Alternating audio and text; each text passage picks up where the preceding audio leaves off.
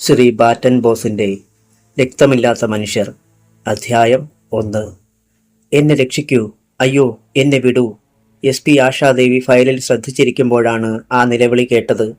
മുഖമുയർത്തി നോക്കിയപ്പോൾ അല്പം തുറന്നു കിടക്കുന്ന ഹാഫ് ഡോറിന്റെ വിടവിലൂടെ വരാന്തയിൽ നിൽക്കുന്ന ഗാർഡുകളെ കണ്ടു. അവർ ഒരു സ്ത്രീയെ തടഞ്ഞു നിർത്തിയിരിക്കുകയാണ്. എന്നെ വിടൂ, I want to see SP, അല്ലെങ്കിൽ അവരെന്നെ കൊല്ലും. ഗാർഡുകളെ തള്ളിമാറ്റി കുതിറി അകത്തേക്ക് വരാൻ ശ്രമിക്കുകയായിരുന്നു ആ യുവതി. അവളുടെ അഴിഞ്ഞുലഞ്ഞ നീണ്ട തലമുടി ഇളകി ഗാർഡിന്റെ മുഖത്തേക്ക് വീണു. ഒരാളുടെ കയ്യിലെ തോക്ക് അവളുടെ മുഖത്ത് മുട്ടിയിരിക്കുകയാണ്. അവൾ ഒന്ന് പിടഞ്ഞാൽ ബയണറ്റ് അവളുടെ കവളിൽ കുത്തിക്കയറും. നിങ്ങൾക്കെന്താ വേണ്ടത്? അവിടെ നിന്ന് അടങ്ങി നിൽക്ക്. ഗാർഡുകൾ അവളെ അടക്കി നിർത്താൻ ഒരു വിഫല ശ്രമം കൂടി നടത്തി. ആ പെൺകുട്ടിക്ക് എന്തോ കാര്യമായ പ്രശ്നമുണ്ടെന്ന് ആശാദേവിക്ക് തോന്നി. അവരെ കടത്തിവിടൂ, SP നിർദ്ദേശിച്ചു. പോലീസുകാർ പിടിവിട്ട ക്ഷണം അവൾ ഹാഫ് ഡോർ തള്ളി തുറന്ന് അകത്തേക്ക് വന്നു. അവൾ തന്റെ മുകളിലേക്ക് വീഴുമോ എന്ന് പോലും ആശ സംശയിച്ചു. പ്ലീസ് ഹെൽപ്പ് മീ, എന്നെ രക്ഷിക്കൂ. മേശയിൽ തട്ടി അവൾ നിന്നു. മേശയൊന്നിളകി. മേശയിലേക്ക് കമിഴ്ന്ന് വീഴാൻ തുടങ്ങിയ ആ യുവതി കൈകൾ കുത്തി നിന്നു. അവളുടെ സമൃദ്ധമായ തലമുടിയും സാരിത്തലപ്പും മേശയിലേക്ക് വീണു. തലമുടി ഇടതുകരം കൊണ്ട് പിന്നോട്ട് തട്ടിയിട്ടുകൊണ്ട് തന്റെ നേരെ മുഖമുയർത്തിയ തരുണിയെ ആശാദേവി അമ്പരപ്പോടെ നോക്കി. ഇത്തരമൊരനുഭവം ആദ്യമാണ്. പുറത്ത് പോലീസുകാർ കരുതലോടെ നിൽക്കുന്നത് ആശാദേവി കണ്ടു. തനിക്കെന്തെങ്കിലും അപകടമുണ്ടാകുമെന്ന് സൂചന കിട്ടിയാൽ അവർ അകത്തേക്ക് തള്ളിക്കയറി വരും. അവളുടെ മുഖത്ത് കരിവാളിച്ച പാടുകൾ കണ്ടു. ഇരു കവിളുകളും ചുവന്ന് തിണർത്തു കിടക്കുന്നു. നെറ്റിയിലൊരു മുറിവ്. അവിടെ ചോര ഉണങ്ങിപ്പിടിച്ചിരിക്കുന്നു. കവിളുകളിലേക്ക് ഒലിച്ചിറങ്ങിയ ചോര തുടച്ചു കളഞ്ഞതുപോലെ കാണാം. കഴുത്തിലും കാതിലും ആഭരണങ്ങളുണ്ട്. കഴുത്തിൽ പൊള്ളിയ പാടുകൾ, മാറിലും ആ പാടുകൾ കാണാം. ആക്രമിക്കപ്പെട്ടതുപോലെ അവളുടെ സാരിയിലും ബ്ലൗസിലും കീറലുകൾ ഉണ്ടായിരുന്നു. അവൾ പെട്ടെന്ന് സാരി തോളിലേക്ക് വലിച്ചിട്ടു. കണ്ണുകൾ സജലങ്ങളാകുന്നത് കണ്ട് ആശാദേവി ചോദിച്ചു, നിങ്ങൾ ആരാണ്? എന്തുപറ്റി നിങ്ങൾക്ക്? മാന്യയായ ഒരു വനിതയാണവളെന്ന് തോന്നി. ഞാൻ ഉമ. അവൾ പിന്നിലേക്ക് പരിഭ്രമത്തോടെ നോക്കി പറഞ്ഞു. ഉമ ആരെയാണ് ഭയപ്പെടുന്നത്? എന്താണ് ഉമയ്ക്ക് പറ്റിയത്? ഇവിടെ ആരും വരില്ല, ധൈര്യമായിരിക്കെ. എന്നെ രക്ഷിക്കൂ, എന്നെ കൊല്ലും. SPക്ക് പൂർത്തിയാക്കാൻ കഴിയും മുമ്പ് ഇടയിൽ കയറി ഉമ പറഞ്ഞു. ആരാണ് ഉമയെ കൊല്ലാൻ വരുന്നത്? ഒരു വാഹനത്തിന്റെ ശബ്ദമാണ് ഉമ മറുപടി പറയുന്നതിന് മുമ്പ് കേട്ടത്. കാർ SP ഓഫീസിന് മുന്നിൽ നിന്നു. ആശാദേവി സീറ്റിൽ നിന്ന് എഴുന്നേറ്റ് പുറത്തേക്ക് നോക്കിയപ്പോൾ ഉമ വന്ന് കെട്ടിപ്പിടിച്ചു. അമ്മേ, അവർ വന്നു. എന്നെ കൊടുത്തു വിടരുത്. അവർ കൊല്ലും, എന്നെ കൊല്ലും, എന്റെ കുഞ്ഞിനെ കൊല്ലും. ഭയന്ന് വിറച്ച് നിലവിളിക്കുകയായിരുന്നു ഉമ. കാറിൽ നിന്നിറങ്ങിയവർ വാതിൽ തുറന്ന് അകത്തേക്ക് വന്നു. 4 പേരുണ്ടായിരുന്നു. ഒരു മധ്യവയസ്കനും 3 ചെറുപ്പക്കാരും. ഉമേ വരൂ, നീ എന്തിനാണ് വീട്ടിൽ നിന്നിറങ്ങി ഓടിയത്? നിന്നെ കൊണ്ടുപോകാനാണ് ഞങ്ങൾ വന്നിരിക്കുന്നത്, ചെറുപ്പക്കാരൻ പറഞ്ഞു. ഇല്ല, ഞാൻ വരില്ല, നിങ്ങളെന്നെ കൊല്ലും. അവൾ പറയുന്നത് ശ്രദ്ധിക്കാതെ ചെറുപ്പക്കാരൻ ആശാദേവിയോട് പറഞ്ഞു. സാർ, ഇതെന്റെ ഭാര്യയാണ്. മെന്റൽ രോഗിയാണ്. വീട്ടിൽ നിന്ന് പലപ്പോഴും ഇങ്ങനെ ഇറങ്ങി ഓടാറുണ്ട്. വളരെ ശല്യങ്ങളുണ്ടാക്കും. എന്തു ചെയ്യാനാണ് സാർ? എനിക്ക് ഉപേക്ഷിക്കാൻ പറ്റുമോ? സഹിക്കയല്ലാതെ. മുറിയിൽ അടച്ചിട്ടിരിക്കുകയായിരുന്നു. എങ്ങനെയോ തുറന്ന് ഓടിപ്പോന്നതാണ്. യുവാവാകെ നിരാശനായ മട്ടിലാണ് പറഞ്ഞത്. റോഡിലേക്കാണ് സാർ ഓടിയിറങ്ങിയത്. വല്ല വണ്ടി വന്ന് മുട്ടിയാൽ കിട്ടുമോ? പിന്നെ ഇവിടെ വന്ന് സാറിന് ബുദ്ധിമുട്ടുണ്ടാക്കിയതിന് ക്ഷമിക്കണം. യുവാവ് പറയുന്നതിനിടയിൽ ഉമ പറഞ്ഞുകൊണ്ടിരുന്നു. ഇല്ല സാർ, എനിക്ക് ഭ്രാന്തില്ല. ഇവർ കള്ളം പറയുകയാണ്. എനിക്ക് ഭ്രാന്തില്ല, അവർക്കാ ഭ്രാന്ത്. എന്നെയും എന്റെ കുഞ്ഞിനെയും കൊല്ലാനാണ്. കണ്ടോ സാർ, ഇതാണ് പ്രകൃതം, മധ്യവയസ്കൻ പറഞ്ഞു. ചിലപ്പോൾ ഉപദ്രവിക്കുകയും ചെയ്യും. അവളുടെ അമ്മാവനാണ് ഞാൻ. ഉമയുടെ ഭർത്താവ് കൈത്തണ്ടയിലെ കെട്ട് കാണിച്ചുകൊണ്ട് പറഞ്ഞു. ഇന്ന് ഭക്ഷണം കൊടുക്കാൻ ചെന്നപ്പോൾ പാത്രം കൊണ്ടെന്നെ അടിച്ചതാ. വാക്കത്ത് കൊണ്ട് വെട്ടിയതുപോലെ മുറിഞ്ഞു.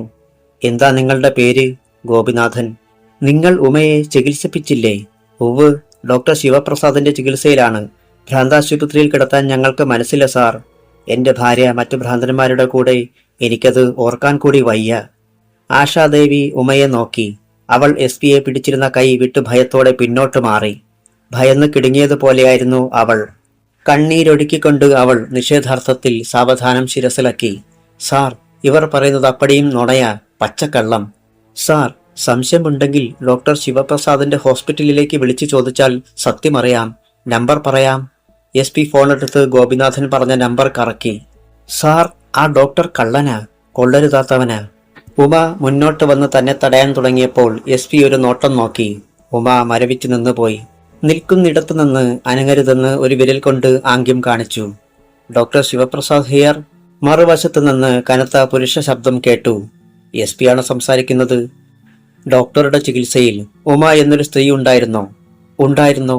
ചിലപ്പോൾ വയലന്റ് ആകുന്ന ഒരു മെന്റൽ പേഷ്യന്റാണവൾ. ഉമ വീട്ടിൽ നിന്നും ഓടിപ്പോയെന്നും പറഞ്ഞ് അവളുടെ ഭർത്താവും ബന്ധുക്കളും അല്പം മുമ്പ് ഇവിടെ വന്നിരുന്നു. എന്താണ് സാർ? താങ്ക്സ്. ആ സ്ത്രീയെപ്പറ്റി അറിയാൻ വേണ്ടിയായിരുന്നു. SP ഫോൺ താഴെ വെച്ചിട്ട് ഉമയുടെ നേരെ തിരിഞ്ഞു. കെയിനെടുത്ത് വിരലുകൾക്കിടയിലിട്ട് കറക്കി. ഉമ ഭയചകിതയായി പിന്നോട്ട് മാറി. സാർ, ഇപ്പോൾ മനസ്സിലായില്ലേ? ഗോപിനാഥൻ ചോദിച്ചു. എന്നെ കൊല്ലുന്നേ. പെട്ടെന്ന് ഉമ പുറത്തേക്ക് ഓടി. പക്ഷേ തയ്യാറായി നിന്ന മറ്റുള്ളവർ പിടികൂടി. അവരുടെ കൈകൾക്കിടയിൽ കിടന്നവൾ കുതറി. നിങ്ങൾ ഉമയെ കൊണ്ടുപോയിക്കോളൂ. ഹോസ്പിറ്റലിൽ അഡ്മിറ്റ് ചെയ്ത് നല്ല ട്രീറ്റ്മെന്റ് കൊടുക്കണം. ഇവൾക്ക് വേണ്ടി എത്ര പണം മുടക്കാനും ഞാൻ തയ്യാറാണ് സാർ, ഗോപിനാഥൻ പറഞ്ഞു. നിങ്ങളുടെ അഡ്രസ് റൈറ്ററുടെ അടുത്ത് എഴുതി കൊടുത്തേക്കൂ. ശരി സാർ, വളരെ നന്ദി സാർ. അയാൾ ഉമയുടെ നേരെ തിരിഞ്ഞു. അവൾ അപ്പോഴും നിലവിളിക്കുകയായിരുന്നു. സാർ, എന്നെ വിടരുത്. എന്നെ ഇവർ കൊല്ലും. എന്റെ വയറ്റിൽ കിടക്കുന്ന കുഞ്ഞിനെയും കൊല്ലും. ആശാദേവി ഒരു ഞെട്ടലോടെ അവളെ നോക്കി. അവളൊരു അമ്മയാവാൻ പോവുകയാണ്. ചേച്ചി, എന്നെ രക്ഷിക്കൂ ചേച്ചി. എന്നെ കൊലയ്ക്ക് കൊടുക്കാതെ ചേച്ചി. ആ നിലവിളി കേട്ട് ആശാദേവി മനസ്സ് മരവിച്ചതുപോലെ നിന്നു. അവർ അവളെ ബലമായി വലിച്ചുകൊണ്ടുപോയി. കാർ ഓടിപ്പോകുമ്പോൾ ആശാദേവി വരാന്തയിലേക്ക് ഇറങ്ങിച്ചെന്നു. കാറിനുള്ളിൽ നിന്നും പുറത്തേക്ക് കൈകൾ നീട്ടി ഉമ കരയുന്നത് കേട്ടു. ചേച്ചി, എന്റെ പൊന്നു ചേച്ചി, എന്നെ കൈവിട്ടോ? ആരോ വായ പൊത്തിയതുപോലെ ആ നിലവിളി പെട്ടെന്ന് നിന്നു. കാർ ഗേറ്റ് കടന്ന് റോഡിലേക്ക് ഓടിപ്പോയി. മനുഷ്യന് ഭ്രാന്ത് പിടിച്ചാൽ കുറെ കഷ്ടം തന്നെയാ. ഭ്രാന്ത് പിടിക്കുന്നവർക്കല്ല, മറ്റുള്ളവർക്കാ കഷ്ടം. കണ്ടില്ലേ, വലിയ വീട്ടിലെ പിള്ളേരാ. പറഞ്ഞിട്ടെന്താ, മനസമാധാനമുണ്ടോ? ആർക്കും പിടികിട്ടാത്ത കടങ്കഥയാ ഈ ലോകം. അപ്പുറത്തു നിന്ന് പോലീസുകാർ അഭിപ്രായം പറയുന്നത് ആശാദേവി കേട്ടു. തിരിച്ച് കസേരയിൽ വന്നിരുന്നിട്ടും ഒരു ഉത്സാഹം തോന്നിയില്ല. ഉമയും അവളുടെ നിലവിളിയും അവളുടെ ഗർഭസ്ഥ ശിശുവും മനസ്സിൽ നിറഞ്ഞു നിന്നു. സ്ത്രീയായതുകൊണ്ടായിരിക്കാം തനിക്കിത്രയും പ്രയാസം. ഉമയുടെ അവസ്ഥ തനിക്കായിരുന്നെങ്കിൽ ഗോപിനാഥിനെ പോലെ ബാലേട്ടൻ തന്നെ നോക്കുമോ? തന്റെ മോൾ തന്നെ കാണുമ്പോൾ പേടിച്ചോടുകയില്ലേ? ഡോക്ടർ ബാലചന്ദ്രന് തന്നെ പിരിഞ്ഞിരിക്കാനാവില്ല. ഗീതുമോൾക്ക് മമ്മി എപ്പോഴും അടുത്തു വേണം. വീടിനെക്കുറിച്ചോർത്തപ്പോൾ SP മനസ്സ് തണുത്തു. ക്ലോക്ക് ശബ്ദിച്ചു. 6:30. വെയിൽ മങ്ങിത്തുടങ്ങി. ജനലിലൂടെ കാണുന്ന പോക്കുവെയിലിൽ ഉമയുടെ തേങ്ങലുകൾ ഒഴുകി വരുന്നതായി ആശാദേവിക്ക് തോന്നി. ഫയലുകൾ വെറുതെ മറിച്ചു നോക്കി. ഒന്നും ശ്രദ്ധിക്കാൻ കഴിഞ്ഞില്ല.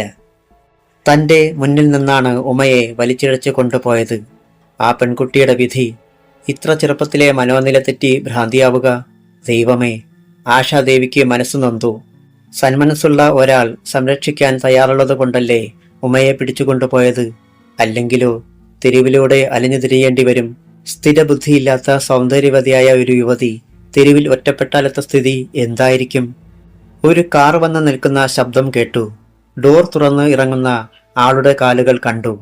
ഒരു പെൺകുട്ടി. ഗാർഡിനോടെന്തോ സംസാരിച്ചിട്ട് അവൾ വാതിലിന് നേരെ വന്നു. May come in? Yes, come in. Asha Devi അവളെ ക്ഷണിച്ചു. ഇവിടെ ഒരു പെൺകുട്ടി എന്തിനാണ് വരുന്നതെന്ന ആശങ്കയോടെ. അകത്തേക്ക് വന്ന യുവതിയെ കണ്ട് ആശ അമ്പരന്ന് എഴുന്നേറ്റു. IPS ട്രെയിനിങ്ങിന് ഡൽഹിയിലായിരുന്നപ്പോൾ പരിചയപ്പെട്ട കൂട്ടുകാരി പ്രേമ. അതേ അമ്പരപ്പ് ആ യുവതിയിലും പ്രകടമായിരുന്നു. ആശ, യു ആർ ഹിയർ? അതെ. What A surprise Asha. Sorry SP സാബ്. പ്രേമ അടുത്തേക്ക് വന്നു. അത്ര ബഹുമാനമൊന്നും വേണ്ട. പ്രേമയെ കണ്ടിട്ട് എത്ര കാലമായി. ഇന്നാണോ കേരളത്തിലേക്ക് വരുന്നത്? ഒരു വിവരവുമില്ലായിരുന്നല്ലോ തന്നെപ്പറ്റി. എന്താ താൻ വല്ലാതിരിക്കുന്നത്? എന്തു പറ്റി? ആശേ, ഞങ്ങളൊരു വലിയ അപകടത്തിലാണ്. തന്നെ കണ്ടതാ എനിക്കൊരു സമാധാനമായത്, പ്രേമ പെട്ടെന്ന് പറഞ്ഞു. എനിക്ക് പോലീസിന്റെ സഹായം വേണം. എന്തു പറ്റി തനിക്ക്? എന്തപകടമാണ്? ആശാദേവി ഉത്കണ്ഠയോടെ തിരക്കി. എനിക്കല്ല, എന്റെ ചേച്ചി ഉമയെപ്പറ്റി ഞാൻ പറഞ്ഞിട്ടില്ലേ? അവളെ അവളുടെ ഭർത്താവ് കൊല്ലാൻ ശ്രമിക്കുകയാണ്. അവൾ അവരുടെ പിടിയിൽ നിന്ന് രക്ഷപ്പെട്ടു ഓടി. അവൾ റോഡിലൂടെ ഇവിടേക്ക് വരുന്നത് കണ്ടുവെന്ന് റോഡ് സൈഡിലെ കച്ചവടക്കാർ പറഞ്ഞു. എനിക്കവളെ കണ്ടുപിടിക്കണം, അല്ലെങ്കിൽ അവരവളെ കൊല്ലും. ഒറ്റ ശ്വാസത്തിലാണ് പ്രേമയത് പറഞ്ഞത്. ആശാദേവി നടുങ്ങിപ്പോയി. ഉമ പ്രേമയുടെ ചേച്ചിയാണോ? അതെ. അവളെ അറിയുമോ? ഇവിടെ വന്നോ? പ്രേമ ഉത്കണ്ഠയോടെ ചോദിച്ചു. അവൾക്ക് മെന്റൽ. കള്ളം, പച്ചക്കള്ളം. അവൾക്കൊരു കുഴപ്പവുമില്ല. പിന്നെ അവളുടെ ഭർത്താവ് ഗോപിനാഥും അമ്മാവനും വന്ന് അവളെ കൊണ്ടുപോയതോ? ഡോക്ടർ പറഞ്ഞതോ? ആശാദേവി ചോദിച്ചു. ശബ്ദം പതറിയിരുന്നു. കള്ളം, ശുദ്ധനുണ, ചതി. അവളുടെ ഭർത്താവ് ഗോപിനാഥല്ല. ഞങ്ങൾക്ക് അമ്മാവനുമില്ല. ആശാദേവിയുടെ ശിരസിൽ ഒരു സ്ഫോടനമുണ്ടായി. പറയൂ ആഷേ, ഉമ ഇവിടെ വന്നോ? അവളെ ഇവിടെ നിന്നവർ കൊണ്ടുപോയോ? പ്രേമ എസ് പിയുടെ മുന്നിലേക്ക് നീങ്ങി വന്ന് ചോദിച്ചു, പതറി പൊട്ടിത്തെറിക്കാൻ തുടങ്ങുന്ന ശബ്ദത്തിൽ. ആശാദേവിക്ക് മറുപടി പറയാൻ കഴിഞ്ഞില്ല. ഉമയുടെ നിലവിളി കാതുകളിൽ മുഴങ്ങി. ചേച്ചി, എന്നെ രക്ഷിക്കൂ, എന്നെ കൊല്ലുന്നേ, എന്റെ വയറ്റിൽ കിടക്കുന്ന പൊന്നുമോനെ കൊല്ലുന്നേ ചേച്ചി. തലയ്ക്ക് തീപിടിച്ച് ശരീരമാകെ കത്തിയെരിയുന്നത് പോലെ എസ് പി ആശാദേവി പ്രജ്ഞയറ്റ് നിന്നു. പകൽ എരിഞ്ഞടങ്ങിക്കഴിഞ്ഞിരുന്നു. ഒരു നിലവിളി ആശാദേവിയുടെ കാതുകളിൽ വന്നലച്ചു. അധ്യായം 2. ഉമയുടെ നിലവിളി കാതുകളിൽ വന്നലിക്കുന്നതായി എസ് പി ആശാദേവിക്ക് തോന്നി. തനിക്ക് അവളെ രക്ഷിക്കാൻ കഴിയുമായിരുന്നു. പക്ഷേ കൈവിട്ടുപോയി. അവളുടെ ശത്രുക്കൾ നന്നായി അഭിനയിച്ചു. പ്രേമേ, നിനക്ക് തെറ്റുപറ്റിയിട്ടില്ലല്ലോ. അത് നിന്റെ ചേച്ചി തന്നെയാണോ? സംശയനിവൃത്തി വരാതെ ആശാദേവി ചോദിച്ചു. അതെ, ഒരു സംശയവുമില്ല, എന്റെ ചേച്ചി തന്നെ. പക്ഷേ അവളെ ഇനി തിരിച്ചു കിട്ടുമോ എന്നാണ് എന്റെ ഭയം. ആരുമില്ല ഞങ്ങളെ സഹായിക്കാനും രക്ഷിക്കാനും. പ്രേമ ഇപ്പോൾ കരയുമെന്ന് തോന്നി. ഡൽഹിയിൽ വെച്ച് പ്രേമയുടെ കുടുംബ പശ്ചാത്തലം പറഞ്ഞിട്ടുണ്ട്. പക്ഷേ ഇപ്പോൾ മറന്നു. പ്രേമ സമാധാനമായിട്ടിരിക്കെ, നമുക്കെന്തെങ്കിലും ഉടനെ ചെയ്യാം. ആശാദേവി റൈറ്ററെ വിളിച്ചു. റൈറ്റർ വന്നു. ഇപ്പോൾ ഗോപിനാഥ് എന്നൊരാൾ അഡ്രസ് തന്നിരുന്നില്ലേ? തന്നു, ഇതാണ്. അയാൾ കയ്യിലിരുന്ന ബുക്ക് കാണിച്ചു കൊടുത്തു. അകത്തു നടക്കുന്ന സംസാരം കേട്ട പോലീസുകാർക്ക് തങ്ങളെ ഒരു നാടകം കാണിച്ച് അവർ കബളിപ്പിക്കുകയായിരുന്നുവെന്ന് മനസ്സിലായി. അവരോട് വല്ലാത്തൊരു പക എല്ലാ പോലീസുകാരിലും ഉണ്ടായി. ഉമ പറഞ്ഞതെല്ലാം സത്യമാണെന്നും അവളുടെ ഭർത്താവും രക്ഷിതാക്കളും ചമഞ്ഞു വന്നവരെല്ലാം തെമ്മാടികളാണെന്നും ഉറപ്പായപ്പോൾ പോലീസുകാർക്ക് വിഷമം തോന്നി. ഡിവൈഎസ്പിയെ വിളിക്കൂ, ആശ നിർദ്ദേശിച്ചു. Yes sir. ആശാദേവി ആ ബുക്കിൽ എഴുതിയിരുന്ന വിലാസം വായിച്ചു നോക്കി. ഈ അഡ്രസ്സുകാരനാണ് ഗോപിനാഥ്, ഉമയുടെ ഭർത്താവായി അവകാശപ്പെട്ടയാൾ. നോക്കൂ. ആശ വിലാസം പ്രേമയെ കാണിച്ചു. അവളത് ചുണ്ടുകൾ ചലിപ്പിച്ച് വായിച്ചു. ഇത് കള്ളമായിരിക്കും. ഇങ്ങനെയൊരു വീട്ടുപേര് ഞാൻ കേട്ടിട്ടേയില്ല. ഉമയുടെ ഭർത്താവ് ഇയാളല്ല, പ്രേമ പറഞ്ഞു. എന്താണ് ഭർത്താവിന്റെ പേര്? മഹേഷ്. പിന്നെങ്ങനെയാണ് ഗോപിനാഥ് ഉമയുടെ ഭർത്താവായത്? അതാണ് എനിക്ക് മനസ്സിലാവാത്തത്. അയാളാണ് ഭർത്താവെന്ന് ചേച്ചി സമ്മതിച്ചോ? അവരുടെ കൂടെ പൊയ്ക്കൊള്ളാമെന്ന് ഉമ സമ്മതിച്ചോ? പ്രേമ പെട്ടെന്ന് ചോദിച്ചു. ഇല്ല, ഇവർ പറയുന്നതൊക്കെ കള്ളമാണ്. ഇയാളെന്റെ ഭർത്താവല്ല. ഇവരെന്റെ ആരുമല്ല. കൊലയാളിയാണിവർ. എന്നെ കൊല്ലാൻ വന്നതാ. എന്നെ വിടല്ലേ. ഉമ കരഞ്ഞുകൊണ്ട് പറഞ്ഞത് എസ് പിയുടെ മനസ്സിൽ മുഴങ്ങി. ഉമയെല്ലാം നിഷേധിച്ചതായിരുന്നു. അവൾക്ക് ഭ്രാന്താണെന്ന് താൻ വിശ്വസിച്ചു. തന്നെ തെറ്റിദ്ധരിപ്പിക്കാൻ അവർക്ക് കഴിഞ്ഞു. താൻ അവളെ ആ കൊലയാളികൾക്ക് വിട്ടുകൊടുക്കുകയായിരുന്നു. ആശാദേവിക്ക് തന്റെ ശരീരമാകെ പുകയുന്നതായി തോന്നി. അഥവാ അവളങ്ങനെ സമ്മതിച്ചാലും ഞാൻ വിശ്വസിക്കുകയില്ല. അവർ ഭീഷണിപ്പെടുത്തി സമ്മതിപ്പിച്ചതായിരിക്കും, പ്രേമ പറഞ്ഞു. വിലാസത്തിന്റെ അടിയിൽ ടെലിഫോൺ നമ്പർ എഴുതിയിരിക്കുന്നത് കണ്ടു. ആ നമ്പറിൽ വിളിച്ചാൽ അറിയാമല്ലോ. ഒരു പ്രകാശമുണ്ടായി എസ് പിയുടെ മുഖത്ത്. ഉടനെ ഫോണെടുത്ത് ആ നമ്പർ കറക്കി. ഹലോ. മറുവശത്തു നിന്ന് പരുക്കൻ ശബ്ദം കേട്ടു. ഗോപിനാഥ് അവിടെയുണ്ടോ? എന്താ കാര്യം? കാര്യമൊക്കെ പറയാം. അയാൾ അവിടെയുണ്ടോ? എടീ പെണ്ണേ, നിന്റെ കാര്യമെന്താണെന്ന് എനിക്കറിയാം. നിന്നെപ്പോലെ ഒത്തിരി ചരക്കുകള് അവനെ വിളിക്കുന്നതല്ലേ. നീ എവിടെയാ ഇപ്പോ? അവന്റെ ശൃംഗാരം കേട്ട് എസ് പിക്ക് ദേഷ്യം വന്നു. എസ് പി ഓഫീസിൽ നിന്നാണ്. എസ് പി സംസാരിക്കുന്നു. ആ ശബ്ദം കേട്ടയാൾ വിരണ്ടെന്ന് തോന്നി. കസേരയിൽ നിന്നും ചാടി എഴുന്നേൽക്കുന്നതിന്റെയും എന്തോ താഴെ വീഴുന്നതിന്റെയും ശബ്ദം കേട്ടു. പൊന്നുമോനെ, ക്ഷമിക്കണം. അവനെ അങ്ങനെ ഒത്തിരി പെണ്ണുങ്ങൾ വിളിക്കാറുണ്ട്. കുടുംബത്തിൽ പിറന്ന ഒരു പെണ്ണുപോലും ഇതുവരെ അവനെ വിളിച്ചിട്ടില്ല. അതുകൊണ്ടാ ഞാൻ അങ്ങനെയൊക്കെ പറഞ്ഞത്. ക്ഷമിക്കണേ. അയാളാകെ പതറിയ മട്ടിലാണ് സംസാരിച്ചത്. പറയൂ, ഗോപിനാഥ് അവിടെയുണ്ടോ? സാറേ, അവൻ ചത്തുപോയി. മിനിഞ്ഞാന്ന് കാള തൊഴിച്ചു കൊന്നു. പത്രത്തിലുണ്ടായിരുന്നല്ലോ. നിങ്ങൾ ആരെപ്പറ്റിയാണ് പറയുന്നത്? അറവുകാരൻ ഗോപിയെപ്പറ്റി. ഈ നമ്പർ ഏതാണ്? മാർക്കറ്റിലെ മാട്ടിറച്ചിക്കട. വേറെ ഗോപിമാരാരും അവിടെ ഇല്ലേ? ഇല്ല, അന്തുവും പരീതും ഈറായും റാഫേലുമേയുള്ളൂ. വിളിക്കണോ സാറേ അവരെ?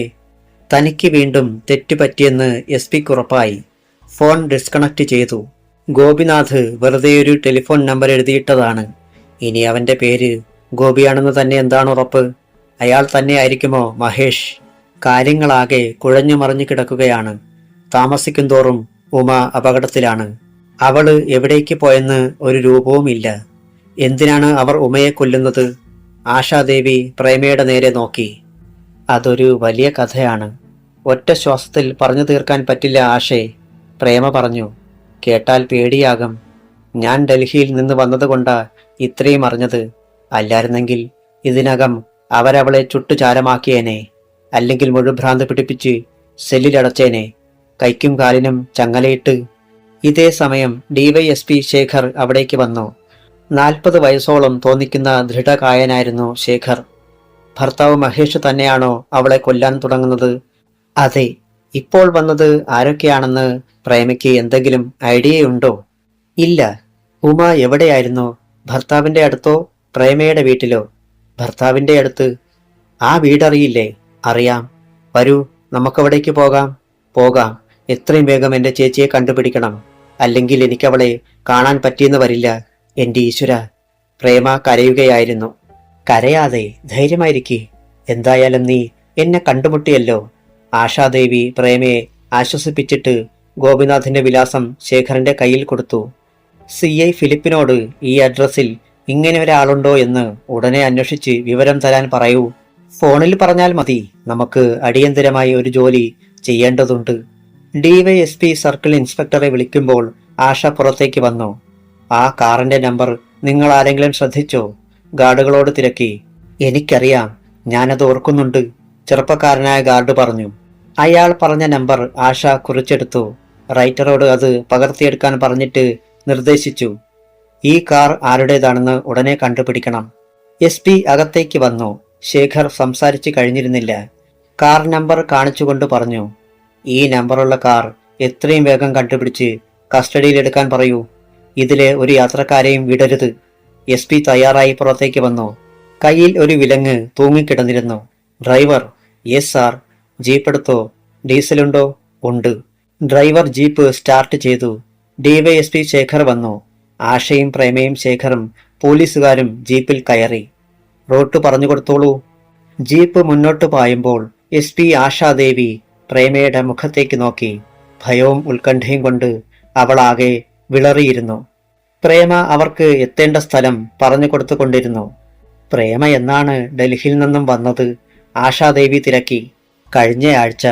ഇവിടെ അടുത്താണോ വീട്? അതെ. അവിടെ ആരൊക്കെയുണ്ട്? ആരുമില്ല. കഴിഞ്ഞ വർഷം ഒരു ആക്സിഡന്റിൽ പെട്ട് ഡാഡി മരിച്ചു. 2 മാസം കഴിഞ്ഞ് മമ്മിയും. ഞങ്ങൾ അനാഥരായി. 4-5 നിമിഷം അവൾ നിശബ്ദയായിരുന്നു. തെരുവ് വിളക്കുകൾ അതിവേഗം പിന്നോട്ട് പാഞ്ഞു പോയിക്കൊണ്ടിരുന്നു. ചേച്ചിയോടൊപ്പം കുറച്ചു ദിവസം കഴിയാമെന്ന് ഞാൻ കരുതി സന്തോഷിച്ചു വന്നതാണ്. അവൾ ഗർഭിണിയാണെന്ന് എന്നെ എഴുതി അറിയിച്ചിരുന്നു. പ്രേമ തുടർന്നു. ഇവിടെ വന്ന് ഇവിടത്തെ അന്തരീക്ഷം കണ്ടപ്പോൾ ഞാനാകെ തകർന്നുപോയി. ഇവിടെ സുഖമാണെന്നും ഭർത്താവും ആളുകളും വളരെ സ്നേഹമുള്ളവരാണെന്നുമാണ് അവൾ എനിക്ക് കത്തുകളിൽ എഴുതിയിരുന്നത്. ഇവിടെ വന്ന് കണ്ടപ്പോഴാണ് അവൾ എഴുതിയതെല്ലാം കള്ളമാണെന്ന് മനസ്സിലായത്. വലത്തോട്ട്, ആ റോഡിലൂടെ. പ്രേമ ഡ്രൈവർക്ക് നിർദ്ദേശം കൊടുത്തു. ജീപ്പ് ആ റോഡിലേക്ക് കയറി. ഇളകിയ മെറ്റിലുകളും കുണ്ടും കുഴിയുമുള്ള റോഡായിരുന്നു അത്. കടികൂടിക്കൊണ്ടിരുന്ന നായ്ക്കൾ ജീപ്പിന്റെ വെളിച്ചം കണ്ടപ്പോൾ ഓടിപ്പോയി. റോഡിന്റെ ഇരുവശത്തും വൃക്ഷങ്ങൾ വളർന്നു നിന്നിരുന്നു. അവൾ ജീവിച്ചത് നരകത്തിലായിരുന്നു. അവളുടെ ചുറ്റുമുള്ളത് പിശാചുക്കളാണ്. പ്രേമ പറഞ്ഞു. ഞങ്ങൾക്കെല്ലാം തെറ്റുപറ്റി.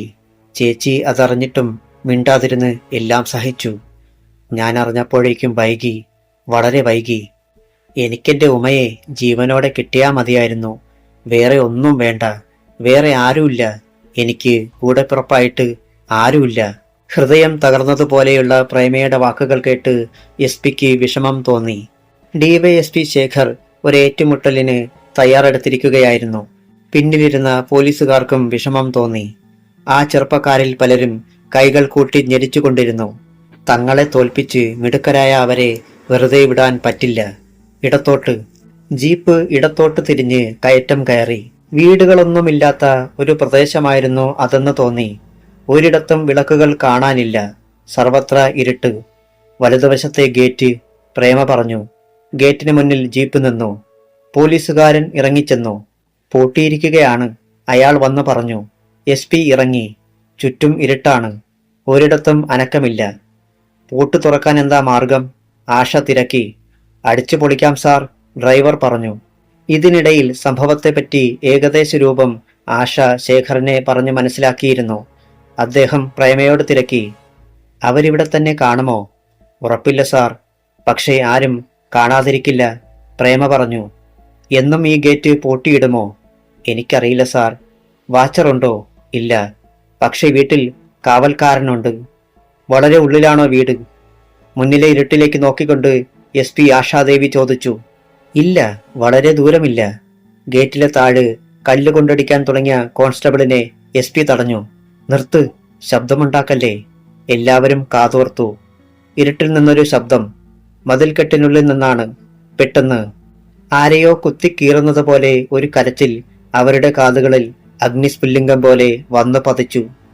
അയ്യോ, എന്റെ ചേച്ചിയാ അത്, പ്രേമ നിലവിളിച്ചു. ആ ക്ഷണം ആശാദേവി ജീപ്പിൽ ചാടിക്കയറി.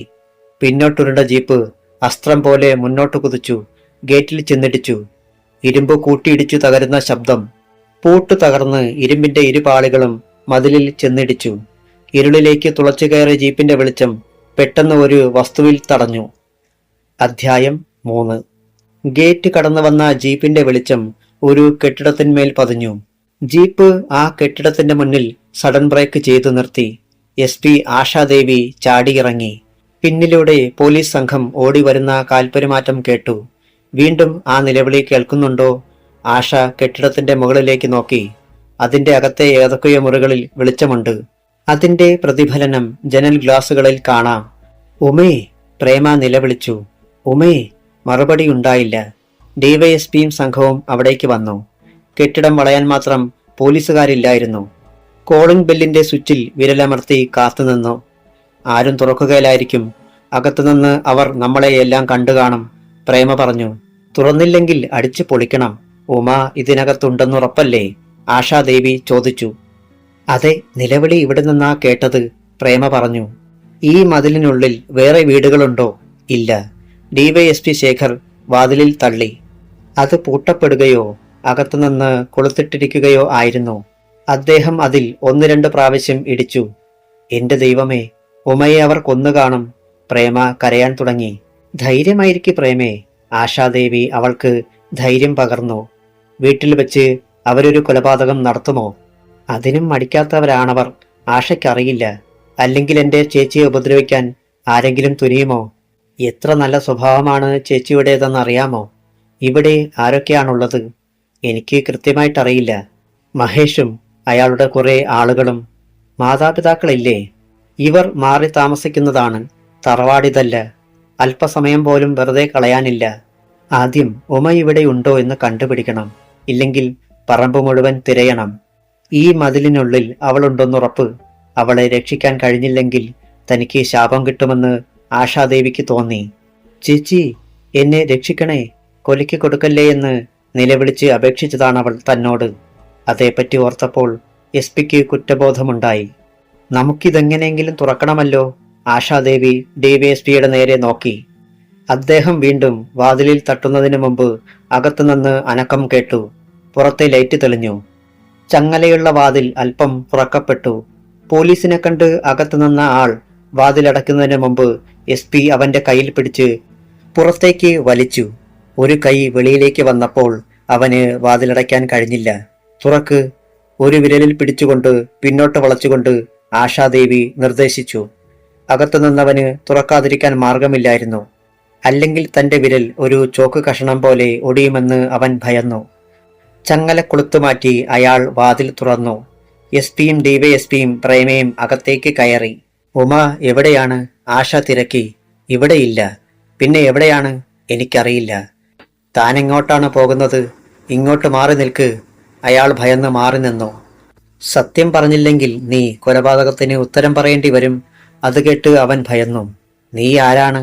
വേലക്കാരനാണ്. എല്ലാം മുറിയും പരിശോധിക്ക്. ആരെയും വിടരുത്. SP DYSP ശേഖരന് നിർദ്ദേശം കൊടുത്തു. Yes sir.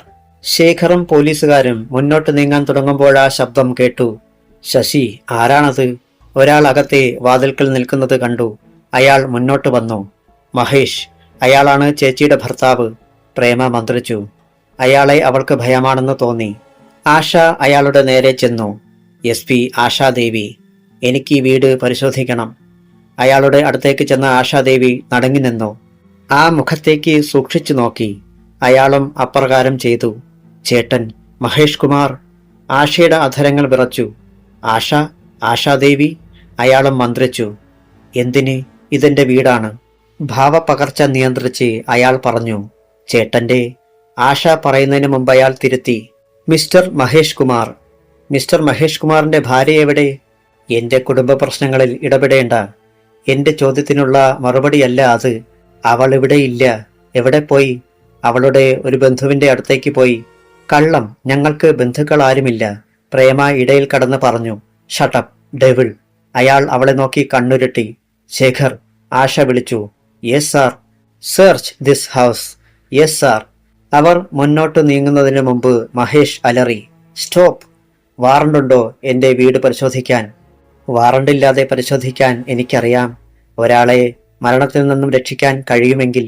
ആശ, അയാൾ ഗൗരവത്തിൽ വിളിച്ചു. ഒരിക്കൽ നീ ഞങ്ങളെ തോൽപ്പിച്ചു. ഇനിയും നീ അതിന് ശ്രമിച്ചാൽ പെങ്ങളാണെന്ന് ഞാൻ കരുതില്ല. ബന്ധങ്ങളൊക്കെ മുറിച്ചിട്ടല്ലേ മിസ്റ്റർ മഹേഷ് നമ്മൾ പിരിഞ്ഞത്? ഇനിയും പഴയ കണക്കുകളുടെ നീക്കി ബാക്കി പറയണോ? ഇപ്പോൾ നിങ്ങളെന്റെ മുമ്പിൽ പ്രതിയാണ്. DYSPയും പ്രേമയും ആ സംഭാഷണങ്ങൾ കേട്ട് അമ്പരന്ന് പോയി. ആശാദേവിയുടെ സഹോദരനാണയാൾ. പഴയ ഏതോ സംഭവത്തിന്റെ പക ഇരുവരിലും പുകയുന്നുണ്ട്. പോലീസുകാർക്കും അത് വിശ്വസിക്കാൻ കഴിഞ്ഞില്ല. പ്രേമയ്ക്കാണ് ഒട്ടും വിശ്വസിക്കാൻ പറ്റാതിരുന്നത്. എന്തു കുറ്റമാണ് എന്റെ പേരിലുള്ളത്?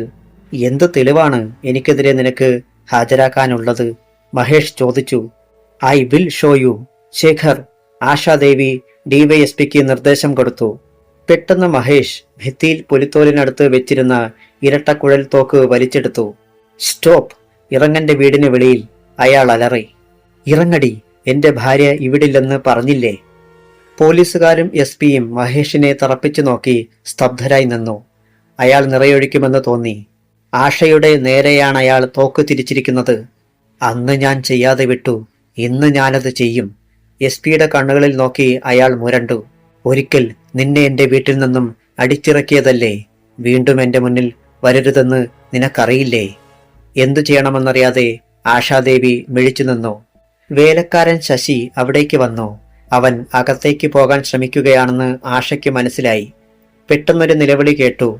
വായ പൊത്തിപ്പിടിച്ചതുപോലെ പെട്ടെന്നത് നിൽക്കുകയും ചെയ്തു.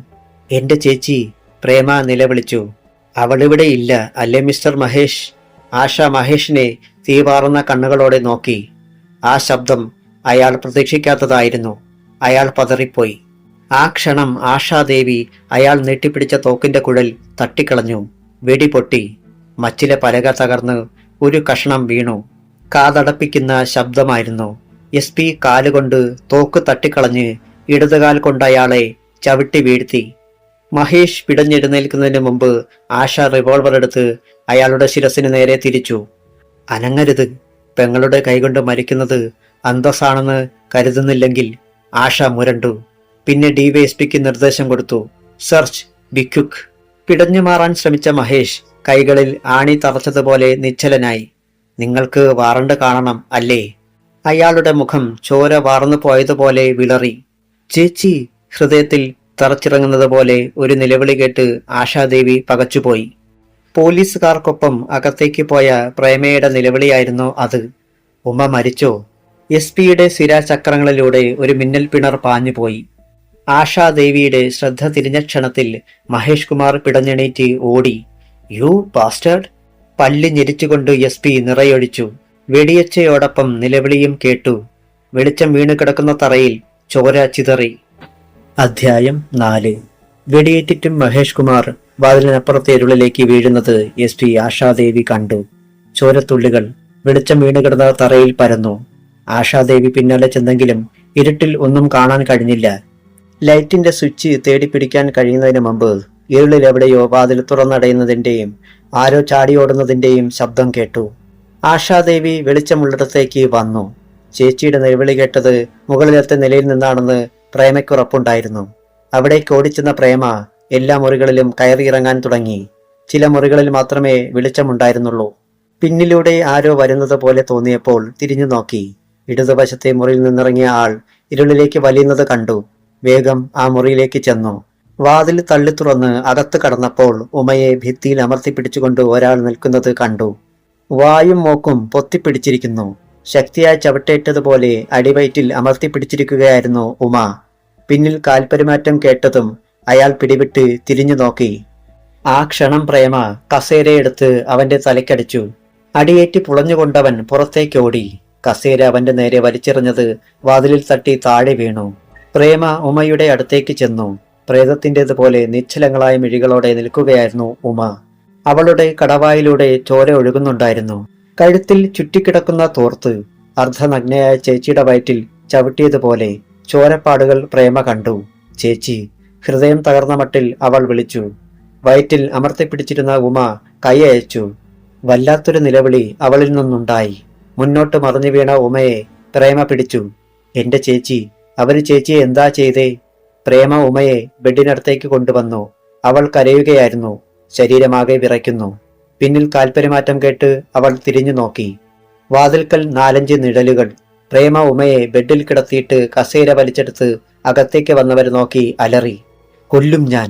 എന്റെ ചേച്ചിയെ തൊട്ടാൽ കൊല്ലും ഞാൻ എല്ലാറ്റിനെയും! അകത്തേക്ക് വന്ന പോലീസുകാർ ഭീതിയോടെ പിൻവലിഞ്ഞു.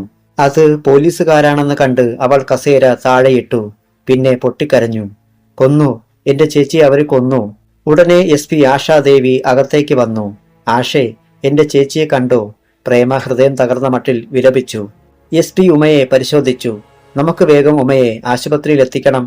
DYSP ശേഖറിന്റെ നേരെ നോക്കി. ആരെങ്കിലും പിടികിട്ടിയോ? ഇല്ല, രക്ഷപ്പെട്ടു കളഞ്ഞു. അവർക്ക് പെട്ടെന്ന് രക്ഷപ്പെടാനൊന്നും കഴിയില്ല. എനിക്കറിയാം അവരെ. SP ഉമയെ എടുത്തു കൊണ്ടുപോകാൻ സഹായിച്ചു. ഡോക്ടർ ബാലചന്ദ്രൻ വീട്ടിലേക്ക് പുറപ്പെടാൻ നേരത്താണ് ആശാദേവിയുടെ ഫോൺ കോൾ കിട്ടിയത്. ബാലേട്ടൻ ആശുപത്രിയിൽ കാണണം. ഞാനങ്ങോട്ട് വരുന്നു. ഞാൻ വീട്ടിലേക്ക് പുറപ്പെടാൻ തുടങ്ങുകയായിരുന്നു. എന്താ ആശേ പ്രത്യേകിച്ച്? ഞാനൊരു രോഗിയെയും കൊണ്ടാണ് വരുന്നത്. അവൾ വളരെ അപകടഘട്ടത്തിലാണ്. ആരാണ്? അതൊക്കെ വരുമ്പോൾ പറയാം. അവിടെ തന്നെ ഉണ്ടാവണമെന്ന് പറയാനാണ് വിളിച്ചത്. ശരി എന്ന് ഡോക്ടർ പറയും മുമ്പേ ലൈൻ ഡിസ്കണക്റ്റായി. 15 മിനിറ്റിനുള്ളിൽ പോലീസ് ജീപ്പ് ഹോസ്പിറ്റലിലെത്തി. ഉമയെ പരിശോധിക്കാൻ ഡോക്ടർ ബാലചന്ദ്രൻ 2 ലേഡി ഡോക്ടർമാരെ കൂടി വിളിച്ചു. ആശാദേവിയും പ്രേമയും പുറത്ത് കാത്തുനിന്നു. 1 മണിക്കൂർ കഴിഞ്ഞാണ് ഡോക്ടർമാർ പുറത്തു വന്നത്. എങ്ങനെയുണ്ട് ഡോക്ടർ അവൾക്ക്? പ്രേമ ഉത്കണ്ഠയോടെ തിരക്കി. ഭയപ്പെടാനൊന്നുമില്ല. പ്രേമയോട് അങ്ങനെ പറഞ്ഞിട്ട് ഡോക്ടർ ബാലചന്ദ്രൻ ആശാദേവിയെ വിളിച്ചുകൊണ്ട് ക്യാൻറ്റീനിലേക്ക് പോയി. ചായയ്ക്ക് ഓർഡർ കൊടുത്ത ശേഷം ഡോക്ടർ ചോദിച്ചു, അവളെ ആരാണ് കൊല്ലാൻ ശ്രമിച്ചത്? ഭർത്താവ്. ഡോക്ടർ മുഖത്തേക്ക് നോക്കിയപ്പോൾ ആശാദേവി ചോദിച്ചു, അയാൾ ആരാണെന്നറിയാമോ? ആരാ? എന്റെ ചേട്ടൻ. നിന്റെ ചേട്ടൻ? അതെ, മഹേഷ് കുമാർ. ഗോഡ്! എന്തിനാണ് അയാൾ അതിന് ശ്രമിച്ചത്? അത് കണ്ടുപിടിക്കണം. പുറത്തു തന്ന ആ കുട്ടി ഏതാണ്? ഞാൻ പറഞ്ഞിട്ടില്ലേ ഡൽഹിയിൽ എനിക്കുണ്ടായിരുന്ന കൂട്ടുകാരിയെപ്പറ്റി? പ്രേമ. ഡോക്ടർ ശിരസിളക്കി. അവളുടെ ചേച്ചിയാണ് ഉമ. മഹേഷാണ് അവളുടെ ഭർത്താവെന്ന് ആശയ്ക്കറിയാമായിരുന്നോ? ഇല്ല, ഇത്തിരി മുമ്പ് നേരിൽ കണ്ടു. എന്നിട്ട്? ഡോക്ടർ ഉത്കണ്ഠയോടെ തിരക്കി. എനിക്കയാളെ വെടിവെക്കേണ്ടി വന്നു. അയാൾ മരിച്ചോ? ഇല്ല, ഓടിക്കളഞ്ഞു. പക്ഷേ ഏതെങ്കിലും ഹോസ്പിറ്റലിലെത്താതെ ചേട്ടന് ജീവിക്കാൻ പറ്റില്ല. എല്ലാ ഹോസ്പിറ്റലിലും അന്വേഷിക്കാൻ പോലീസ് പോയി കഴിഞ്ഞു. അയാൾ വീണ്ടും നമ്മളെ ദ്രോഹിക്കാൻ തുനിയുകയാണോ? പക്ഷെ ഇത്തവണ അവരെ ദ്രോഹിക്കുന്നത് ഞാനായിരിക്കും. ഉമയെ എന്റെ പക്കൽ നിന്ന് പിടിച്ചു പറിച്ചെടുക്കുകയായിരുന്നു മഹേഷ്. എന്റെ മുന്നിൽ വന്നാൽ കള്ളു വെളിച്ചത്താകുമെന്ന് കരുതി മറ്റൊരാളെ ഭർത്താവായി അഭിനയിപ്പിച്ചു. പ്രേമയെ ഞാൻ കണ്ടില്ലായിരുന്നെങ്കിൽ ഉമ ഇപ്പോൾ മരിച്ചേനെ. എങ്ങനെയുണ്ടവൾക്ക്? ചേട്ടൻ പറയുമെന്ന് കരുതിയാണ് ചോദിക്കാതിരുന്നത്. ഒന്നും പറയാറായിട്ടില്ല. അവളുടെ വയറ്റിൽ ക്ഷതമുണ്ട്. അബോർഷന് സാധ്യത കൂടുതലാണ്. ചിലപ്പോൾ ഓപ്പറേഷൻ വേണ്ടി വരും. ഗോഡ്! അവൾക്കെന്തെങ്കിലും? ആശാദേവി ഭീതിയോടെ ചോദിച്ചു. ഒന്നും ഉറപ്പിച്ചു പറയാൻ പറ്റില്ല. നിങ്ങൾക്കെന്തെങ്കിലും അറിയണമെങ്കിൽ അവൾ സുബോധത്തോടെ ഇരിക്കുമ്പോൾ ചോദിച്ചറിയുക. Now she's very weak. Mental shock കൊണ്ട് സുബോധം പോലും നഷ്ടപ്പെട്ടിരിക്കുന്നു. പക്ഷേ അവൾ അപകടപ്പെടരുത്. അവളെ ജീവനോടെ കിട്ടണം. ആശ വികാരധീനയായി പറഞ്ഞു. ഉമയെ രക്ഷിക്കാൻ കഴിഞ്ഞില്ലെങ്കിൽ ആ കുറ്റബോധത്തിൽ നിന്നെനിക്ക് രക്ഷപ്പെടാൻ കഴിയില്ല. ഞങ്ങൾ പരമാവധി ശ്രമിക്കാം. എനിക്കുറപ്പു തരണം, അവളെ രക്ഷിക്കാമെന്ന്. അവൾ ഓഫീസിൽ വന്ന് കരഞ്ഞ് യാചിച്ചത് മറക്കാൻ എനിക്ക് കഴിയില്ല. എന്റെ അശ്രദ്ധയാണ് ഉമയെ ഈ അവസ്ഥയിലെത്തിച്ചത്. ആശ ധൈര്യമായിരിക്കെ. ചായ വന്നു. Doctor phone. അറ്റൻഡർ വന്ന് പറഞ്ഞു.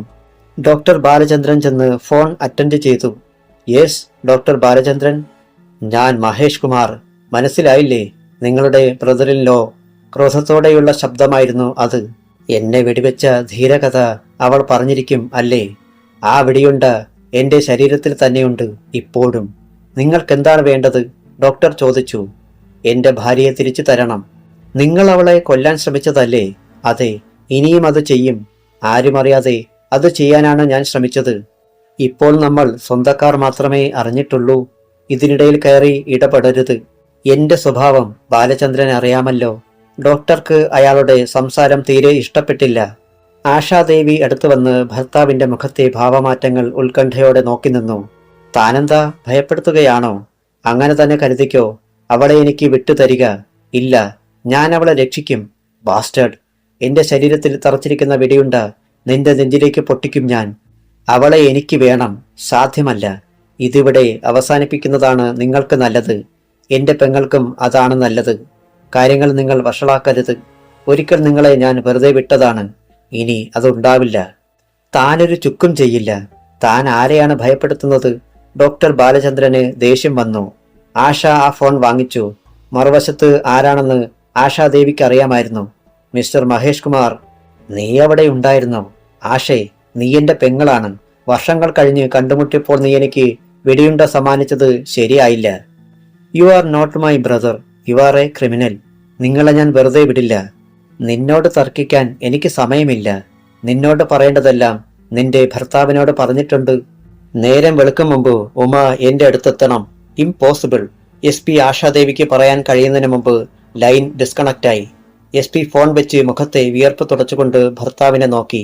ഒരു നഴ്സ് ധൃതിയിൽ നടന്നു വന്നു. ഡോക്ടർ, ഒരാൾ കാണാൻ വന്നിരിക്കുന്നു. ഇപ്പോൾ വിസിറ്റേഴ്സിന്റെ സമയമല്ലല്ലോ. ആരാണ്? ഡോക്ടർ ബാലചന്ദ്രൻ ചോദിച്ചു. എനിക്കറിയില്ല, നഴ്സ് പറഞ്ഞു. ആരാ അത്? SP ആശാദേവി ഭർത്താവിന്റെ നേരെ നോക്കി. ആരാ? അധ്യായം 5. ഇപ്പോൾ തനിക്കാരാണ് ഒരു വിസിറ്റർ? താനിവിടെയുണ്ടെന്ന് എങ്ങനെ അറിഞ്ഞു? വരൂ. ഡോക്ടർ ബാലചന്ദ്രൻ ആശാദേവിയെ വിളിച്ചുകൊണ്ട് അവിടേക്ക് ചെന്നു. പക്ഷേ വിസിറ്റിംഗ് റൂമിൽ ആരുമില്ലായിരുന്നു. വലതുവശത്തെ റിസപ്ഷൻ കൗണ്ടറിൽ ഒരു സ്ത്രീ ഇരിപ്പുണ്ടായിരുന്നു. വത്സമ്മേ. വാരികയിലെ നോവൽ വായിച്ചു കൊണ്ടിരുന്ന റിസപ്ഷനിസ്റ്റ് മുഖമുയർത്തി. യെസ് ഡോക്ടർ, എനിക്കൊരു വിസിറ്റർ ഉണ്ടായിരുന്നല്ലോ. അയാൾ എവിടെ? അവൾ ഇടതുവശത്ത് കിടന്ന കസേരയിലേക്ക് നോക്കി. അവിടെ ഇരിക്കാൻ ഞാൻ പറഞ്ഞിരുന്നു.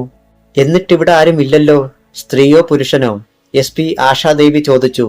പുരുഷൻ, വത്സമ്മ പറഞ്ഞു. എന്തു പ്രായം വരും? ചെറുപ്പക്കാരനാണ്.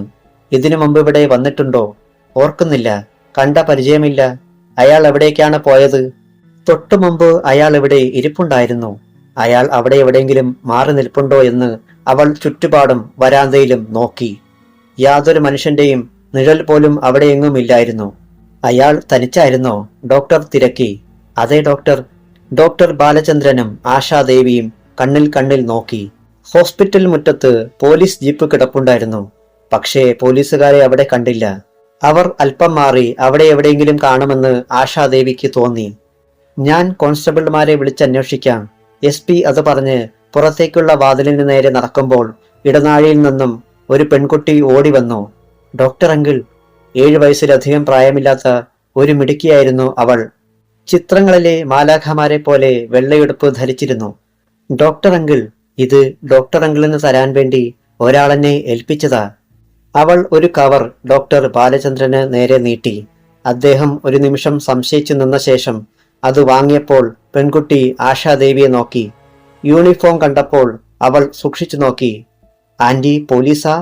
അവളെ നോക്കി പുഞ്ചിരിച്ച ശേഷം ആശ ഡോക്ടർ കത്ത് തുറന്ന് വായിക്കുന്നത് ശ്രദ്ധിച്ചു. തുറക്കുന്ന ഭാഗം അകത്തേക്ക് മടക്കിയ കവറിനകത്തായിരുന്നു കത്ത്. ഡോക്ടർ ബാലചന്ദ്രന്. ഒരു ബലാബലത്തിന് ഞാൻ തയ്യാറല്ല. ഉമയെ വിട്ടുകൊടുക്കുന്നതായിരിക്കും ബുദ്ധി. അങ്ങനെ ചെയ്തില്ലെങ്കിൽ അതുകൊണ്ടുണ്ടാകുന്ന കഷ്ടനഷ്ടത്തിനെല്ലാം നിങ്ങൾ തന്നെയായിരിക്കും ഉത്തരവാദി. നിങ്ങളുടെ ദീർഘായുസ് കാംക്ഷിക്കുന്ന ഒരാൾ.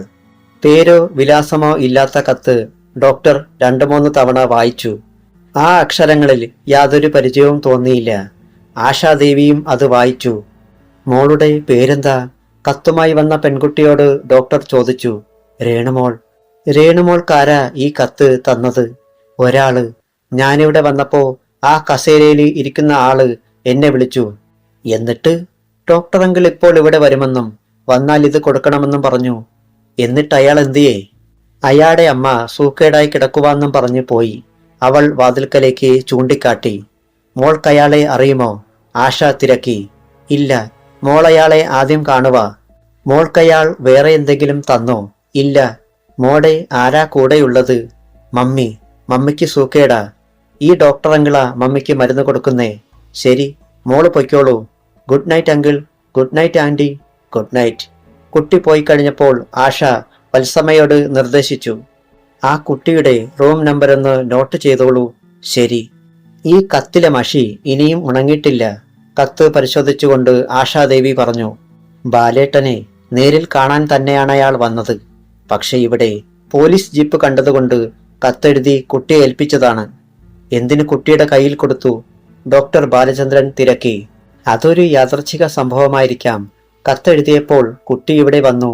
ആശാദേവി വത്സമ്മയോട് ചോദിച്ചു. ആ കുട്ടി ഒരിടത്ത് അടങ്ങിയൊതുങ്ങിയിരിക്കുന്ന പ്രകൃതമല്ല അല്ലേ? അതെ സാർ. 100 വട്ടം ഇതിലെ കറങ്ങി നടക്കും. എല്ലാവരോടും ചങ്ങാത്തം കൂടും. രാത്രിയിലും ഇതുതന്നെയാ. സ്കൂൾ വിട്ടു കഴിഞ്ഞാൽ കുട്ടി ഇവിടെയുണ്ട്, വത്സമ്മ പറഞ്ഞു. ഇപ്പോൾ എന്റെ നിഗമനം ശരിയല്ലേ? ആശാദേവി ഭർത്താവിന്റെ നേരെ നോക്കി. രേണുമോൾ ഇവിടെ വന്നില്ലായിരുന്നെങ്കിൽ അയാൾ ആ കത്ത് വത്സമ്മയെ ഏൽപ്പിച്ചേനെ. ആ കുട്ടി തന്നെ ഓർത്തിരിക്കില്ലെന്ന് അയാൾ കരുതി കാണും. അത് ശരിയാണെന്ന് ഡോക്ടർ ബാലചന്ദ്രനും തോന്നി. SP പുറത്തേക്ക് ചെന്നു. അല്പം മാറി ബീഡി വലിച്ച് സംസാരിച്ചു കൊണ്ടുനിന്ന ഡ്രൈവറും 2 കോൺസ്റ്റബിൾമാരും അടുത്തു വന്നു. ഇപ്പോൾ ഒരാൾ പുറത്തേക്ക് പോകുന്നത് കണ്ടോ? SP ചോദിച്ചു. 5 മിനിറ്റ് മുമ്പൊരാൾ കാറിൽ കയറി പോകുന്നത് കണ്ടു. ഡ്രൈവർ പറഞ്ഞു. എന്തു കാർ? മാരുതി. കാറിൽ മറ്റാരെങ്കിലും ഉണ്ടായിരുന്നോ?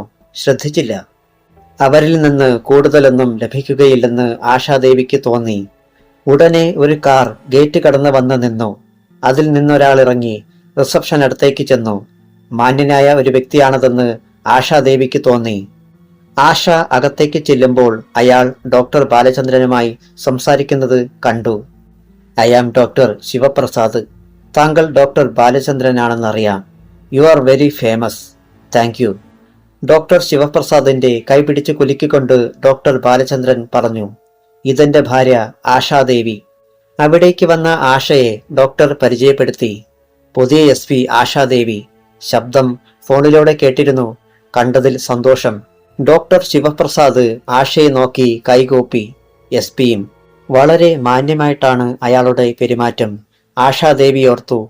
ഇദ്ദേഹമാണ് ഉമയെ ചികിത്സിച്ചത്. എന്റെ ഒരു പേഷ്യന്റിനെ ഇവിടെ കൊണ്ടുവന്നതായി അറിഞ്ഞു. ഉമ. ശിവപ്രസാദ് പറഞ്ഞു. ആരാണ് ഡോക്ടറോട് ഈ വിവരം പറഞ്ഞത്? ആശാദേവി ചോദിച്ചു. അവളുടെ ഭർത്താവ് തന്നെ, മിസ്റ്റർ മഹേഷ്. എന്നിട്ട് വൈകുന്നേരം ഞാൻ വിളിച്ചപ്പോൾ ഡോക്ടർ അവളുടെ ഭർത്താവിനെ പറ്റി പറഞ്ഞില്ലല്ലോ. ഗോപിനാഥ് എന്നൊരാൾ അവളുടെ ഭർത്താവായി അഭിനയിച്ച് അവളെ എൻ്റെ അടുത്തു നിന്ന് തട്ടിയെടുക്കുകയായിരുന്നു. മേഡം എന്നോട് അങ്ങനെയൊന്നും ചോദിച്ചില്ല. ഉമ എന്റെ ചികിത്സയിലാണോ എന്ന് ചോദിച്ചു.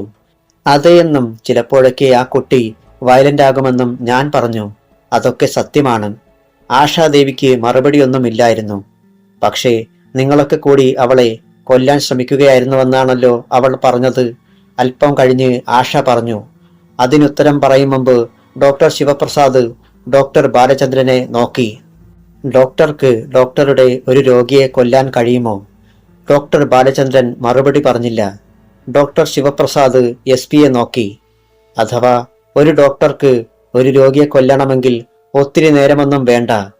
മനുഷ്യനെ കൊല്ലാതെ ജീവിക്കാനുള്ളതൊക്കെ ഈ തൊഴിൽ കൊണ്ട് ഞങ്ങൾക്ക് കിട്ടുന്നുണ്ട് സാർ. ഡോക്ടറുടെ സംസാരം ഇഷ്ടപ്പെട്ടില്ലെങ്കിലും ആശയ്ക്ക് ഒന്നും പറയാൻ കഴിഞ്ഞില്ല. ഡോക്ടർക്കെതിരെ സംസാരിക്കാൻ തനിക്ക് തെളിവുകളൊന്നുമില്ല. ഉള്ളി പൊളിക്കുന്നത് പോലെ കൂടുതൽ അകത്തേക്ക് ചെന്നാൽ താൻ പ്രതിയുടെ സഹോദരിയാകും. തങ്ങൾ ശത്രുക്കളാണെന്ന് പറഞ്ഞാൽ ആരും വിശ്വസിക്കുകയില്ല. എനിക്ക് ഉമയെ കാണാൻ കഴിയുമോ? ഡോക്ടർ ശിവപ്രസാദ് ചോദിച്ചു. ഒരു നിമിഷം ആലോചിച്ച് ഡോക്ടർ ബാലചന്ദ്രൻ പറഞ്ഞു. വരൂ. ഇടനാഴിയിലൂടെ നടക്കുമ്പോൾ ഡോക്ടർ ബാലചന്ദ്രൻ ചോദിച്ചു. മഹേഷ് എന്തിനാണ് ഭാര്യയെ കൊല്ലാൻ ശ്രമിക്കുന്നത്? എനിക്കറിയില്ല ഡോക്ടർ. എന്റെ അറിവിൽ അയാൾക്ക് ഭാര്യയെ ജീവനാണ്. ഡോക്ടറെ അയാൾ തെറ്റിദ്ധരിപ്പിച്ചിരിക്കും. എനിക്കങ്ങനെ തോന്നുന്നില്ല. ഈ കുട്ടി അസുഖം ഭേദമായി സന്തോഷമായി കഴിയുന്നത് കാണാനാണ് എന്റെ ആഗ്രഹം. അതുകൊണ്ടാണ് വിവരമറിഞ്ഞപ്പോൾ ഞാനിവിടേക്ക് വന്നത്. എനിക്കൊരു കുഞ്ഞു പെങ്ങളുണ്ടായിരുന്നു, ഉമയെപ്പോലെ. എന്തിനാണ് പോലീസ് അവളെ ആശുപത്രിയിലേക്ക് കൊണ്ടുപോയതെന്നാണ് മഹേഷ് പറഞ്ഞത്. ആശാദേവി ചോദിച്ചു. അതൊന്നും പറയാൻ നേരം കിട്ടിയില്ല. അയാളാകെ പരിഭ്രമിച്ചിരിക്കുന്നത് പോലെ തോന്നി. ഫോണിലാണ് വിളിച്ചത്. അയാളിപ്പോൾ ഏത് ഹോസ്പിറ്റലിലാണ്? എന്തുപറ്റി അയാൾക്ക്? ഡോക്ടർ ശിവപ്രസാദ് ആശാദേവിയെ നോക്കി. ആശാദേവി മറുപടി പറയുന്നതിനും മുമ്പ് അവർ ഉമയുടെ മുറിക്ക് മുന്നിലെത്തിയിരുന്നു. 2 പോലീസുകാരവിടെ ഉണ്ടായിരുന്നു, പ്രേമയും. ഡോക്ടർ ശിവപ്രസാദിനെ പ്രേമ മിഴിച്ചു നോക്കി. ആഷേ, പ്രേമ ഭീതിയോടെ വിളിച്ചു. പിന്നെ സംസാരിക്കാമെന്ന് ആശാദേവി ആംഗ്യം കാണിച്ചു. മൂവരും അകത്തെ മുറിയിലേക്ക് ചെന്നു. ബെഡിൽ കിടക്കുകയായിരുന്നു ഉമ. മുഖം വിളറിയിരുന്നു. കഴുത്തിലും നെറ്റിയിലും വിയർപ്പ്. ഡോക്ടർ ബാലചന്ദ്രൻ ഫാൻ ഓൺ ചെയ്തു. ഉമേ, ആശാദേവി വിളിച്ചു. ഉമ കണ്ണു തുറന്നു. ഒരു പുതിയ ലോകത്തേക്ക് മിഴി തുറക്കും പോലെ അവൾ പീലികൾ വിടർത്തി അവരെ നോക്കി. മൂവരിലും മാറി മാറി കണ്ണുകൾ പതിഞ്ഞു. ഡോക്ടർ ശിവപ്രസാദിൽ കണ്ണുകൾ തറച്ചു നിന്നു. ഉമേ. ഡോക്ടർ ശിവപ്രസാദ് അവളുടെ അടുത്തേക്ക് ചെന്നു. പെട്ടെന്നവൾ അലറിക്കൊണ്ട് ചാടി എണീറ്റു. ആഷയും ഡോക്ടർ ബാലചന്ദ്രനും അവളെ പിടിച്ചു കിടത്തി. അവൾ അലറിക്കൊണ്ട് 1-2 വട്ടം കൂടി പിടഞ്ഞു. പിന്നെ ബോധമറ്റ് വീണു. നിലവിളി കേട്ട് പ്രേമ വാതിൽ തള്ളി തുറന്ന് അകത്തേക്ക് വന്നു. ഭർത്താവും ഗുണ്ടകളും കൂടി ഉമയെ കൊല്ലാൻ ശ്രമിച്ചതാണ്. അതിൽ ഡോക്ടറും പങ്കാളിയാണെന്ന് ഇവൾ വിശ്വസിക്കുന്നു, ഡോക്ടർ ബാലചന്ദ്രൻ പറഞ്ഞു. ഡോക്ടർ ശിവപ്രസാദ് ഒന്നും പറഞ്ഞില്ല. അല്പം കഴിഞ്ഞ് പറഞ്ഞു. ഈ രോഗമുള്ളവർ ഇങ്ങനെയാണ്. എല്ലാവരെയും സംശയിക്കും. സെൽഫ് ടോർച്ചേർഡാണ്. സ്വയം പീഡിപ്പിക്കും. ഇതൊക്കെ കള്ളമാണ്, പ്രേമ പറഞ്ഞു. ഒരു പെൺപുലിയുടെ ഭാവമായിരുന്നു അവൾക്ക്. ഡോക്ടർ ശിവപ്രസാദ് അവളെ നോക്കിയതല്ലാതെ മറുപടി പറഞ്ഞില്ല. അവർ പുറത്തേക്കിറങ്ങിയപ്പോൾ നഴ്സ് വന്ന് പറഞ്ഞു, ഡോക്ടർക്ക് ഫോൺ. സംശയത്തോടെയാണ് ഡോക്ടർ ബാലചന്ദ്രൻ ഫോണിനടുത്തേക്ക് ചെന്നത്. ഡോക്ടർ ശിവപ്രസാദ് വീണ്ടും കാണാമെന്ന് പറഞ്ഞു പോയി. Yes, doctor Balachandran. Doctor phone attend ചെയ്തു. ഡാഡിയാണോ? മറുവശത്തു നിന്നും മകൾ ഗീതുവിന്റെ ശബ്ദം. അതേ ഗീതുമോളെ. എന്താ ഇത്രയും നേരമായിട്ടും വരാത്തെ? മമ്മിയും വന്നില്ല. മോൾക്ക് പേടിയാവണോ? മമ്മി ഇവിടെയുണ്ട്. മമ്മിയും ഡാഡിയും ഉടനെ വരുന്നുണ്ട്. വേഗം വരണേ. വേഗം. മോൾ വായിച്ചു പഠിച്ചോ? പഠിക്കുക. ശരി, ഇതാ വന്നു കഴിഞ്ഞു. ഫോൺ വെച്ചിട്ട് ഡോക്ടർ തിരിയാൻ തുടങ്ങിയപ്പോൾ വീണ്ടും ഫോൺ ബെല്ലടിച്ചു. Yes, doctor Balachandran. ഞാൻ മുമ്പേ പറഞ്ഞതിനെപ്പറ്റി എന്തു പറയുന്നു ഡോക്ടർ? മറുവശത്തു നിന്നും മഹേഷിൻ്റെത് പോലുള്ള ശബ്ദം. എന്തു മറുപടി പറയണമെന്ന് ഡോക്ടർ ആലോചിക്കുമ്പോഴേക്കും വീണ്ടും ആ ശബ്ദം. നേരം വെളുക്കും മുമ്പ് ഉമയെ എനിക്ക് വിട്ടുതരുന്നോ അതോ ഡോക്ടർ തന്നെ അവളുടെ കഥ കഴിക്കുന്നോ? ഷട്ടപ്പ് ബാസ്റ്റേഡ്, ഡോക്ടർ അലറി. അത്രയ്ക്ക് ധൈര്യമുള്ളവനാണെങ്കിൽ നേരെ വാടാ. പേടിച്ച് കാണാമറയത്തിരിക്കുന്നതെന്തിനാ? എനിക്കൊരു കാര്യം സംസാരിക്കാൻ. ഞാൻ നേരെ വരണമെന്നില്ല. ഞാനൊന്ന് വിരലനയ്ക്കാൽ മതി. പറയൂ, എത്ര പണം നിങ്ങൾക്ക് വേണം? നാളെ അവൾ ജീവിച്ചിരിക്കരുത്. ഈ സംഗതി നീട്ടിക്കൊണ്ടുപോകാൻ എനിക്കിഷ്ടമില്ല. ഷടപ്പ്. അവൾ നാളെയെന്നല്ല, ഉടനെയൊന്നും മരിക്കാൻ പോകുന്നില്ല. ഞാൻ അവളെ രക്ഷിക്കും. നിന്നെ ഞാൻ വെറുതെ വിടുകയുമില്ല. കോപത്തോടെ ഡോക്ടർ ഫോൺ താഴെ വെച്ചു. എന്താണ്? അടുത്തു വന്ന SP ചോദിച്ചു. ഞാൻ ഉമയെ കൊല്ലണമെന്ന്, അല്ലെങ്കിൽ അവളെ വിട്ടുകൊടുക്കണമെന്ന്. അവൻ നമ്മളെ ഭയക്കുന്നുണ്ട്. ഞാൻ ഈ കേസിൽ ഇടപെടുമെന്നവർ പ്രതീക്ഷിച്ചില്ല. അവരുടെ കണക്കുകൂട്ടലുകൾ തെറ്റി. ഹോസ്പിറ്റലിൽ ഞാൻ സെക്യൂരിറ്റി ഏർപ്പെടുത്തിയിട്ടുണ്ട്. 1 മണിക്കൂർ കഴിഞ്ഞാണ് SPയും ഡോക്ടറും വീട്ടിൽ പോയത്. രാത്രി വളരെ നേരം അവർ കേസിനെപ്പറ്റി സംസാരിച്ചു കൊണ്ടിരുന്നു. അതിരാവിലെ ഹോസ്പിറ്റലിൽ നിന്ന് വന്ന ഫോൺ കോൾ കേട്ട് ഡോക്ടർ ബാലചന്ദ്രൻ ഞെട്ടിവിറച്ചു. ഉമ മരിച്ചു. കൊലപാതകം. അധ്യായം 6. ഉമ മരിച്ചു. ഉമ മരിച്ചു. ഉമ മരിച്ചു. SP ആശാദേവിയുടെ കാതുകളിൽ ആ ശബ്ദം 1000 തവണ വന്നലച്ചു. അവർ ഭർത്താവിനെയും അദ്ദേഹത്തിന്റെ കയ്യിലിരിക്കുന്ന ഫോണിനെയും മാറി മാറി നോക്കി. ഫോൺ വന്നയുടനെ ഡോക്ടർ ബാലചന്ദ്രൻ ആഷയെ വിളിച്ചു പറയുകയായിരുന്നു ആ നടക്കുന്ന വാർത്ത. നേരം വെളുത്തതേയുള്ളൂ. മഞ്ഞും തണുപ്പും മാറിയിട്ടില്ല. അവളെ കൊന്നുകളയുക, അല്ലെങ്കിൽ നേരം വെളുക്കുന്നതിന് മുമ്പ് പുറത്തുവിടുക. മഹേഷിന്റെ വാക്കുകൾ ഡോക്ടർ ബാലചന്ദ്രന്റെ കാതുകളിൽ വന്നലച്ചു. ഉടനെ വരുന്നുവെന്നറിയിച്ച് ഡോക്ടർ ബാലചന്ദ്രൻ ഫോൺ താഴെ വെച്ചു. ആ ചെകുത്താൻ ഉമയെ കൊന്നു. നേരം വെളുക്കും മുമ്പയാൾ അവളെ കൊല്ലുമെന്ന് ഭീഷണിപ്പെടുത്തിയിരുന്നു. അതവൻ സാധിച്ചു. എനിക്ക് ആ കുട്ടിയെ രക്ഷപ്പെടുത്താൻ കഴിഞ്ഞില്ല. ആത്മരോഷത്തോടെ ഡോക്ടർ പറഞ്ഞു. പിന്നെ കോപത്തോടെ ഭാര്യയെ നോക്കി. നിന്റെ പോലീസുകാരൊക്കെ അവിടെ എന്താ ചെയ്തുകൊണ്ടിരുന്നത്? അവനെയൊക്കെ ആരാ പോലീസിലെടുത്തത്? അടിയേറ്റതുപോലെ ആഷയുടെ മുഖം ചുവന്നു. താൻ വീണ്ടും പരാജയപ്പെട്ടിരിക്കുന്നുവെന്ന് അവർക്കുറപ്പായി. എന്റെ പൊന്നു ചേച്ചി, എന്നെ രക്ഷിക്കൂ. ഉമയുടെ ദയനീയമായ നിലവിളി കാതുകളിൽ മുഴങ്ങി. ആ ശബ്ദം നിലച്ചിരിക്കുന്നു. ആശാദേവി സർക്കിൾ ഇൻസ്പെക്ടറെ വിളിക്കാനായി ഫോണിനടുത്തേക്ക് ചെന്നു. റിസീവർ എടുക്കുന്നതിന് മുമ്പത് ശബ്ദിച്ചു. സംശയത്തോടെ തിരിഞ്ഞ് ഭർത്താവിനെ നോക്കി ഫോൺ എടുത്തു. യെസ് ആശാദേവി, ഗുഡ് മോർണിംഗ് പെണ്ണേ. മറുവശത്തു നിന്ന് കേട്ട ശബ്ദം മഹേഷിൻ്റെതാണെന്ന് ആശാദേവി തിരിച്ചറിഞ്ഞു. You? Yes, Mahesh Kumar, your lovely brother. നിങ്ങൾ അവളെ കൊന്നു അല്ലേ? ഒന്ന് പറഞ്ഞാൽ ഞാനത് ചെയ്യുമെന്ന് നിനക്കറിയില്ലേ? നിന്റെ കാര്യത്തിൽ മാത്രമേ എനിക്കല്പം തെറ്റുപറ്റിയിട്ടുള്ളൂ. ഇനി അത് ഉണ്ടാകില്ല. എന്തിനാണ് നിങ്ങൾ അവളെ കൊന്നത്? ആ സാധുവിനെ കൊന്നിട്ട് എന്ത് ലാഭമാണ് നിങ്ങൾക്ക് കിട്ടുന്നത്? അതൊക്കെ പിന്നെ പറയാം. ഇപ്പോൾ നിന്റെ ഭർത്താവിനോടെന്റെ നന്ദി അറിയിക്കുക. എന്തിന്? എനിക്ക് വേണ്ടി ഉമയെ കൊന്നതിന്. ബാലചന്ദ്രൻ നിന്നെപ്പോലെയല്ലടി, സ്നേഹമുള്ളവനാണ്. അയാൾ പറഞ്ഞത് മുഴുവൻ കേൾക്കും മുമ്പ് ആശാദേവി നടുങ്ങി. ഭർത്താവിന്റെ നേരെ നോക്കി. എന്തോ ഉണ്ടായെന്ന് ഡോക്ടർ ബാലചന്ദ്രന് തോന്നി. നിങ്ങൾ എന്താണ് ഈ പറയുന്നത്? ഉമയെ കൊന്നത് ഡോക്ടർ ബാലചന്ദ്രനാണെന്ന്, അയാളുടെ പ്രതിഫലം ഞാനുടനെ കൊടുക്കുന്നതാണെന്ന് എത്ര വേണമെന്ന് പറഞ്ഞുകൊള്ളാൻ പറയൂ. Shut up bastard. അയാൾ പറഞ്ഞു മുഴുമിപ്പിക്കുന്നതിന് മുമ്പ് ആശാദേവി അലറി. ഭാര്യയെ കൊന്നിട്ട് കുറ്റം വേറെ ആരുടെയെങ്കിലും മേൽ ചുമത്താമെന്ന് നിങ്ങൾ കരുതുന്നുണ്ടോ? അതും ഞാനീ കേസ് അന്വേഷിക്കുമ്പോൾ? ഒരു പൊട്ടിച്ചിരിയാണ് മറുപടിയായി കിട്ടിയത്. എവിടെ ഒളിച്ചിരുന്നാലും നിങ്ങളെ ഞാൻ പിടികൂടും. ആശ പല്ലു ഞെരിച്ചു. അതിനും അട്ടഹാസമായിരുന്നു മറുപടി. പിന്നെ മഹേഷിന്റെ ശബ്ദം കേട്ടു. ആദ്യം നിന്റെ ഭർത്താവിനെ അറസ്റ്റ് ചെയ്യൂ. 1 മണിക്കൂറിനുള്ളിൽ ഞാൻ ഹോസ്പിറ്റലിലേക്ക് വരും. എന്റെ ഭാര്യയെ എനിക്ക് ജീവനോടെ കാണണം. ഞങ്ങൾ എത്ര സ്നേഹത്തിലാണ് കഴിഞ്ഞതെന്ന് നിനക്കറിയാമോ? Shut up you devil. Asha phone തച്ചുടയ്ക്കാനുള്ള കോപത്തോടെ അലറി. മുഴുവൻ കേൾക്കൂ മോളെ, എന്നിട്ട് ചൂടാക്. നിന്റെ കളിയൊന്നും എന്റെ അടുത്ത് വേണ്ട. എന്റെ വീട്ടിൽ നിന്ന് ഉമയെ കൊണ്ടുപോയത് നീയാണ്. അവളെ ഹോസ്പിറ്റലിൽ അഡ്മിറ്റ് ചെയ്തതും ചികിത്സിച്ചതും നിന്റെ ഭർത്താവാണ്. മരണകാരണമായേക്കാവുന്ന ഒരസുഖവും അവൾക്കില്ലായിരുന്നു. രാത്രിയിൽ നിങ്ങൾ കനത്ത പോലീസ് രക്ഷാവലയം ഉണ്ടാക്കിയിരുന്നു. ഞാൻ ഹോസ്പിറ്റലിലേക്ക് വന്നിട്ടില്ല. വന്നാൽ പോലീസ് പിടിക്കുമായിരുന്നു. നിന്റെ ഭർത്താവ് എന്റെ ഉമയെ കൊന്നു. അവളുടെ മരണത്തിന് ഉത്തരവാദികൾ നിങ്ങളാണ്. അല്ലെന്ന് തെളിയിക്കാൻ നിനക്ക് കഴിയുമോ? ഞാൻ പറഞ്ഞതൊക്കെ കള്ളമാണെന്ന് ആശുപത്രി സ്റ്റാഫിനെ കൊണ്ടോ സെക്യൂരിറ്റി പോലീസുകാരെ കൊണ്ടോ പറയിക്കാമോ? മഹേഷ്. ആശാദേവി നടുങ്ങിപ്പോയി. വാദി പ്രതിയായിരിക്കുന്നു. എന്റെ ഭാര്യയുടെ ഉത്തരവാദിത്വം മുഴുവൻ നിനക്കാണ്. You are the only responsible person. ഞാൻ അങ്ങോട്ട് വരുന്നു. എനിക്കവളെ ജീവനോടെ കിട്ടണം. അല്ലെങ്കിൽ നിന്നെ ഞാൻ വെറുതെ വിടില്ല. നിന്റെ ഭർത്താവിനെ ഉണ്ടല്ലോ, ആ പട്ടിയുടെ മോനോടും പറഞ്ഞേരെ. നെഞ്ചിലേക്കൊരു വെടിയുണ്ട പാഞ്ഞു കയറിയതുപോലെ ആശാദേവിക്ക് തോന്നി. എന്താണ്? എന്തുപറ്റി? ഭാര്യ ഫോണുമായി നിന്ന് വിയർക്കുന്നത് കണ്ടപ്പോൾ ഡോക്ടർ ബാലചന്ദ്രൻ ചോദിച്ചു. ഫോൺ. ആശാദേവി ഡോക്ടറെ നോക്കി.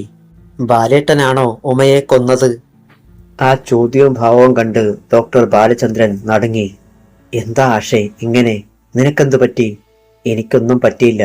മഹേഷ് പറയുന്നു അയാൾക്ക് വേണ്ടി ബാലേട്ടൻ അവളെ കൊന്നുവെന്ന്. ആദ്യം അതിന്റെ പ്രതിഫലം എത്ര വേണമെങ്കിലും തരാമെന്ന് പറഞ്ഞു. ഇപ്പോൾ പറയുന്നു അവളെ ജീവനോടെ കൊടുക്കണമെന്ന്.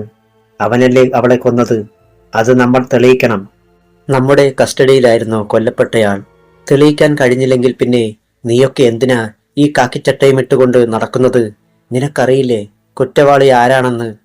അറിയാം, പക്ഷെ തെളിവുകൾ കണ്ടുപിടിക്കടി. ഡോക്ടർ ബാലചന്ദ്രന് ദേഷ്യം വന്നു. അല്ലെങ്കിൽ എന്നെ ഏൽപ്പിക്ക്. എനിക്കറിയാം അവനെയൊക്കെ കൈകാര്യം ചെയ്യാൻ. ഏതായാലും നമ്മൾ തമ്മിൽ പിണങ്ങണ്ട, നമുക്കുടനെ അവിടേക്ക് ചെല്ലാം. ആശാദേവി തിരിഞ്ഞു നോക്കുമ്പോൾ വാതിൽക്കൽ ഗീതുമോൾ നിൽക്കുന്നത് കണ്ടു. മോളെ എടുത്ത് ഉമ്മ കൊടുത്തു. മോള് കുളിച്ചൊരുങ്ങി കാപ്പി കുടിച്ച് സ്കൂളിൽ പോണം കേട്ടോ. മമ്മിക്ക് രാവിലെ കുറച്ച് ജോലിയുണ്ട്. വൈകുന്നേരം നേരത്തെ വരുമോ? വരാം. ഇരുവരും ഡ്രസ് ചെയ്ത് ഹോസ്പിറ്റലിലെത്തി. സർക്കിൾ ഇൻസ്പെക്ടർ ഫിലിപ്പ് വന്ന് സല്യൂട്ട് ചെയ്തു. ബോഡി എവിടെയാണ്? ആശാദേവി ചോദിച്ചു. റൂമിലാണ്. എങ്ങനെയാണത് സംഭവിച്ചത്? അറിയില്ല. ഉമയുടെ സഹോദരി കൂടെ ഇല്ലായിരുന്നോ? ഉണ്ടായിരുന്നു. പ്രേമയ്ക്കും ഒന്നും അറിയില്ലേ? ഇല്ല. ഉമയുടെ റൂമിനു മുന്നിൽ ചെറിയൊരു ആൾക്കൂട്ടമുണ്ടായിരുന്നു.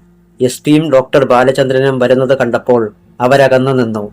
മുറിക്കകത്ത് ബെഡിൽ ഉമയുടെ വിറങ്ങലിച്ച ശരീരം കിടക്കുന്നത് കണ്ടു. ശവത്തിൽ കെട്ടിപ്പിടിച്ച് കരയുന്ന പ്രേമ.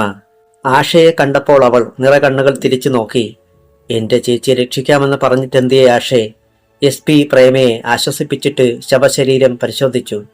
ഡോക്ടർ ബാലചന്ദ്രനും ശവശരീരം പരിശോധിച്ചു. സസൂക്ഷ്മം.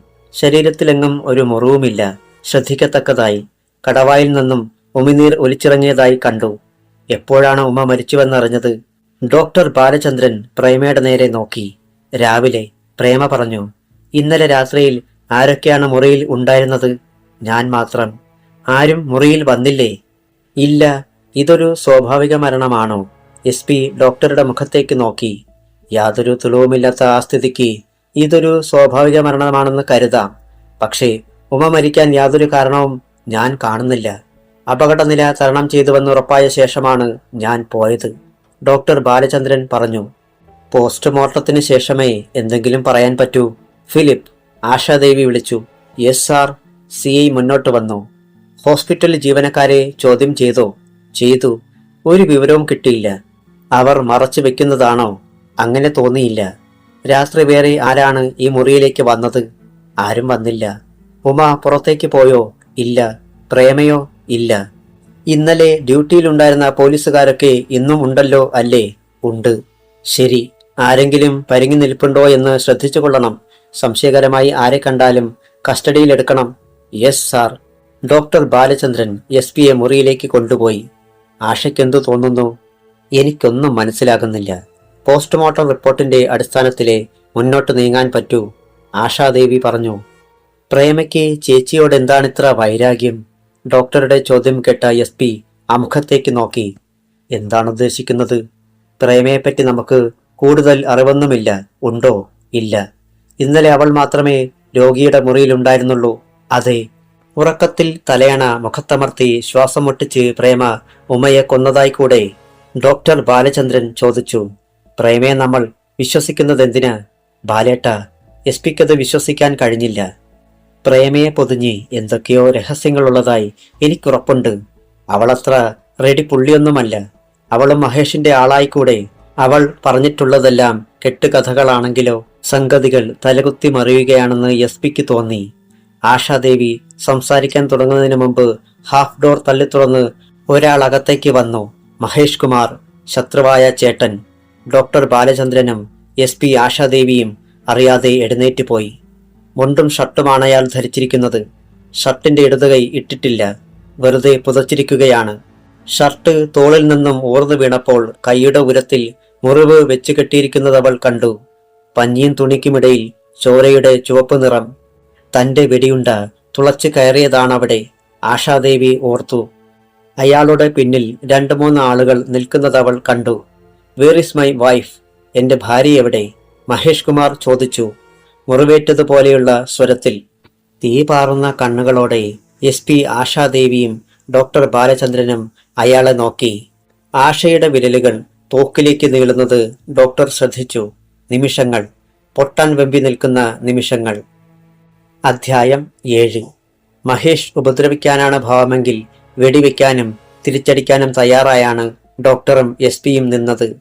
പോലീസ് അപ്പുറത്താണെന്നും അവരോർത്തു. അറസ്റ്റ് ചെയ്യേണ്ട പ്രതിയാണ് മുന്നിൽ നിൽക്കുന്നത്.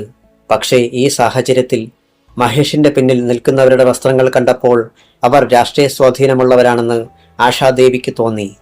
ചേട്ടൻ കരുതലോടെയാണ് വന്നിരിക്കുന്നത്. തന്നെ തോൽപ്പിക്കാൻ, വീണ്ടും തിരിച്ചടിക്കാൻ. ആ മുഖത്തേക്കും മുറിവ് വെച്ചുകെട്ടിയിരിക്കുന്ന കൈയുടെ ഉരത്തിലേക്കും നോക്കി ആശാദേവി. എവിടെയാണ് ഉമ? മഹേഷ് തിരക്കി. അവന്റെ മുഖം നോക്കി ഒന്ന് കൊടുക്കാനുള്ള കോപം ഡോക്ടർ ബാലചന്ദ്രനുണ്ടായിരുന്നു. പക്ഷെ രംഗം കൂടുതൽ വഷളാക്കണ്ടെന്ന് കരുതി അയാളെ മൃതദേഹത്തിനടുത്തേക്ക് കൊണ്ടുവന്നു.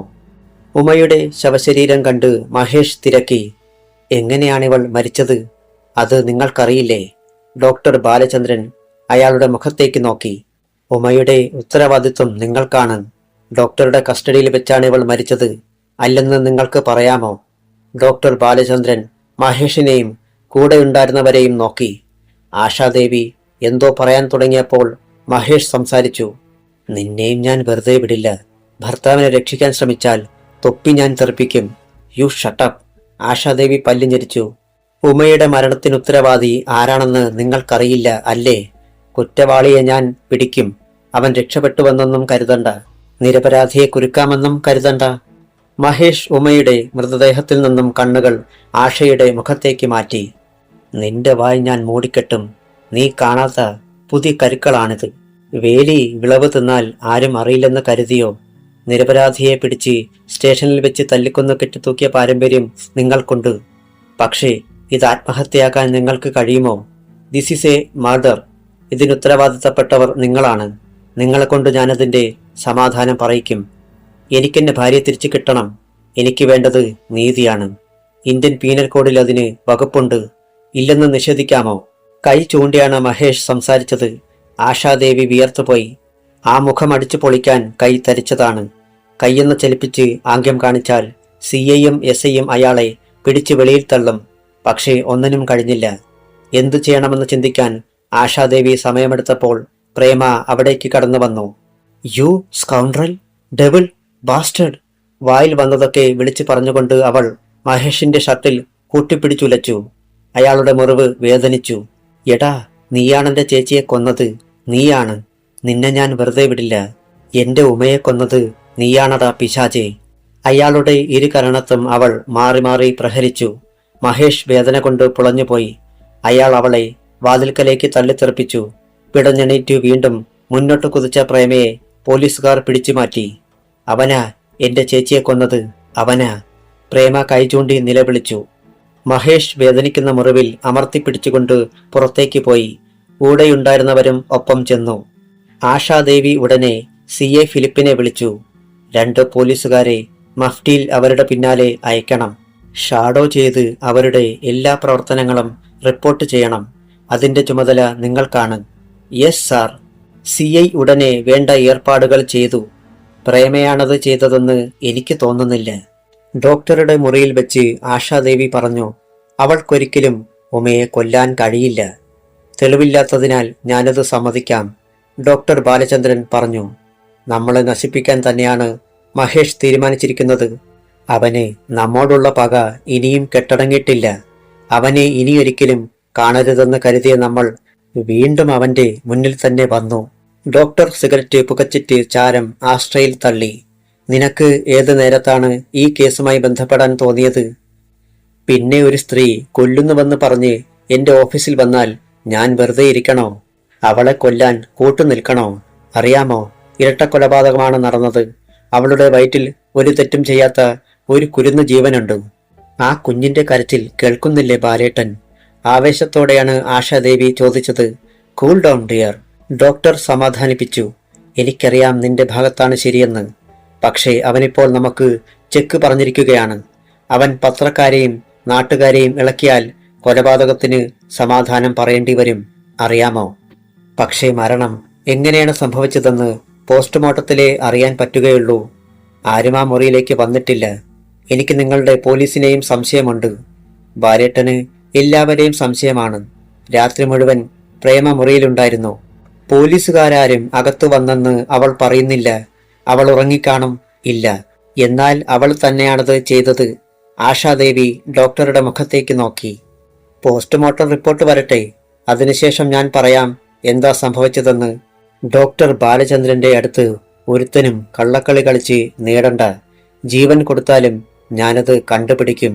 ബാലേട്ട, നീ സമാധാനമായിട്ടിരിക്കെ. IPS എടുത്തത് അപകടമായെന്ന് നിനക്ക് തോന്നുന്നുണ്ടോ? ഇല്ല. എന്നാൽ പോസ്റ്റ്മോർട്ടത്തിൽ കൃത്രിമം നടക്കാതെ നോക്കിക്കോ. പോസ്റ്റ്മോർട്ടം നടക്കുമ്പോൾ ആശാദേവി അടുത്തുണ്ടായിരുന്നു. റിപ്പോർട്ട് വന്നു. അമിതമായി ഉറക്ക ഗുളിക കഴിച്ചതുകൊണ്ടാണ് മരണം സംഭവിച്ചത്. രാവിലെ 2 മണിക്കും 4 മണിക്കും ഇടയിലാണ് മരണം. ഉറക്ക ഗുളിക കഴിച്ചുള്ള മരണം. സാവധാനം സിരകളെ മയക്കി മയക്കി അവസാനം ശരീരത്തിന്റെ എല്ലാ പ്രവർത്തനങ്ങളും നിശ്ചലമാക്കി. ഡോക്ടർ ബാലചന്ദ്രനും എസ് പിയും ഡിവൈഎസ്പിയും കൂടിയിരുന്ന് ആലോചിച്ചു. രാത്രിയിൽ ആരാണ് ഉമയ്ക്ക് ഉറക്ക ഗുളിക കൊടുത്തത്? എങ്ങനെ അത് മുറിയിലെത്തി? ഡോക്ടർ പ്രേമയെയും ഡ്യൂട്ടി നഴ്സുമാരെയും ചോദ്യം ചെയ്തു. അതിൽ നിന്നും ഒരു കാര്യം വ്യക്തമായി. രാത്രി 2 മണിക്ക് ഉമയ്ക്ക് മരുന്ന് കൊടുത്തിട്ടുണ്ട്. നഴ്സ് ഊർമിളയാണത് കൊടുത്തത്. രാവിലെ ഡ്യൂട്ടി കഴിഞ്ഞ് അവൾ പോവുകയും ചെയ്തു. ഇനി രാത്രിയിലെ വരികയുള്ളൂ. ഇന്നലെ ഡോക്ടർ ശിവപ്രസാദ് ഇവിടെ വന്നിരുന്നുവല്ലോ. അതും ഈ സംഭവം തമ്മിൽ ബന്ധമുണ്ടോ? ആശാദേവി ചോദിച്ചു. സംശയിക്കാം, ഡിവൈഎസ്പി ശേഖർ പറഞ്ഞു. ഊർമിളയുടെ വീടെവിടെയാണ്? അവളെ ചോദ്യം ചെയ്താൽ ചിലപ്പോൾ വിവരം കിട്ടും. പക്ഷേ അവളെ രാവിലെ വിളിച്ചു വരുത്തി സംസാരിച്ചതാണല്ലോ, ആശാദേവി പറഞ്ഞു. അതുകൊണ്ടായില്ല. ഞാൻ അവളുടെ വീട്ടിൽ അന്വേഷിക്കാം. വേണ്ട ഡോക്ടർ, ഡോക്ടർ ബുദ്ധിമുട്ടണ്ട. അവളാണത് ചെയ്തതെങ്കിൽ അവളെ കൊണ്ട് ഞാൻ പറയിച്ചോളാം, ഡിവൈഎസ്പി ശേഖർ പറഞ്ഞു. ഞാനൊന്ന് ശ്രമിക്കാം. സാധിച്ചില്ലെങ്കിൽ പോലീസ് ബന്ധപ്പെട്ടാൽ മതി. പോലീസിന് അവളെ സംശയമില്ലെന്ന് വരുന്നതവൾക്ക് കൂടുതൽ ധൈര്യം നൽകും. ഡോക്ടർ ബാലചന്ദ്രൻ പറഞ്ഞു.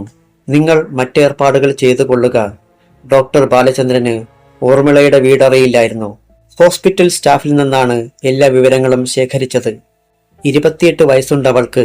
വിവാഹം കഴിച്ചിട്ടില്ല. പക്ഷേ ഒരു കുട്ടി ഏതോ കോൺവെന്റ് സ്കൂളിൽ പഠിക്കുന്നുണ്ടെന്നും അല്ല അതും കള്ളമാണെന്നും സംസാരമുണ്ട്.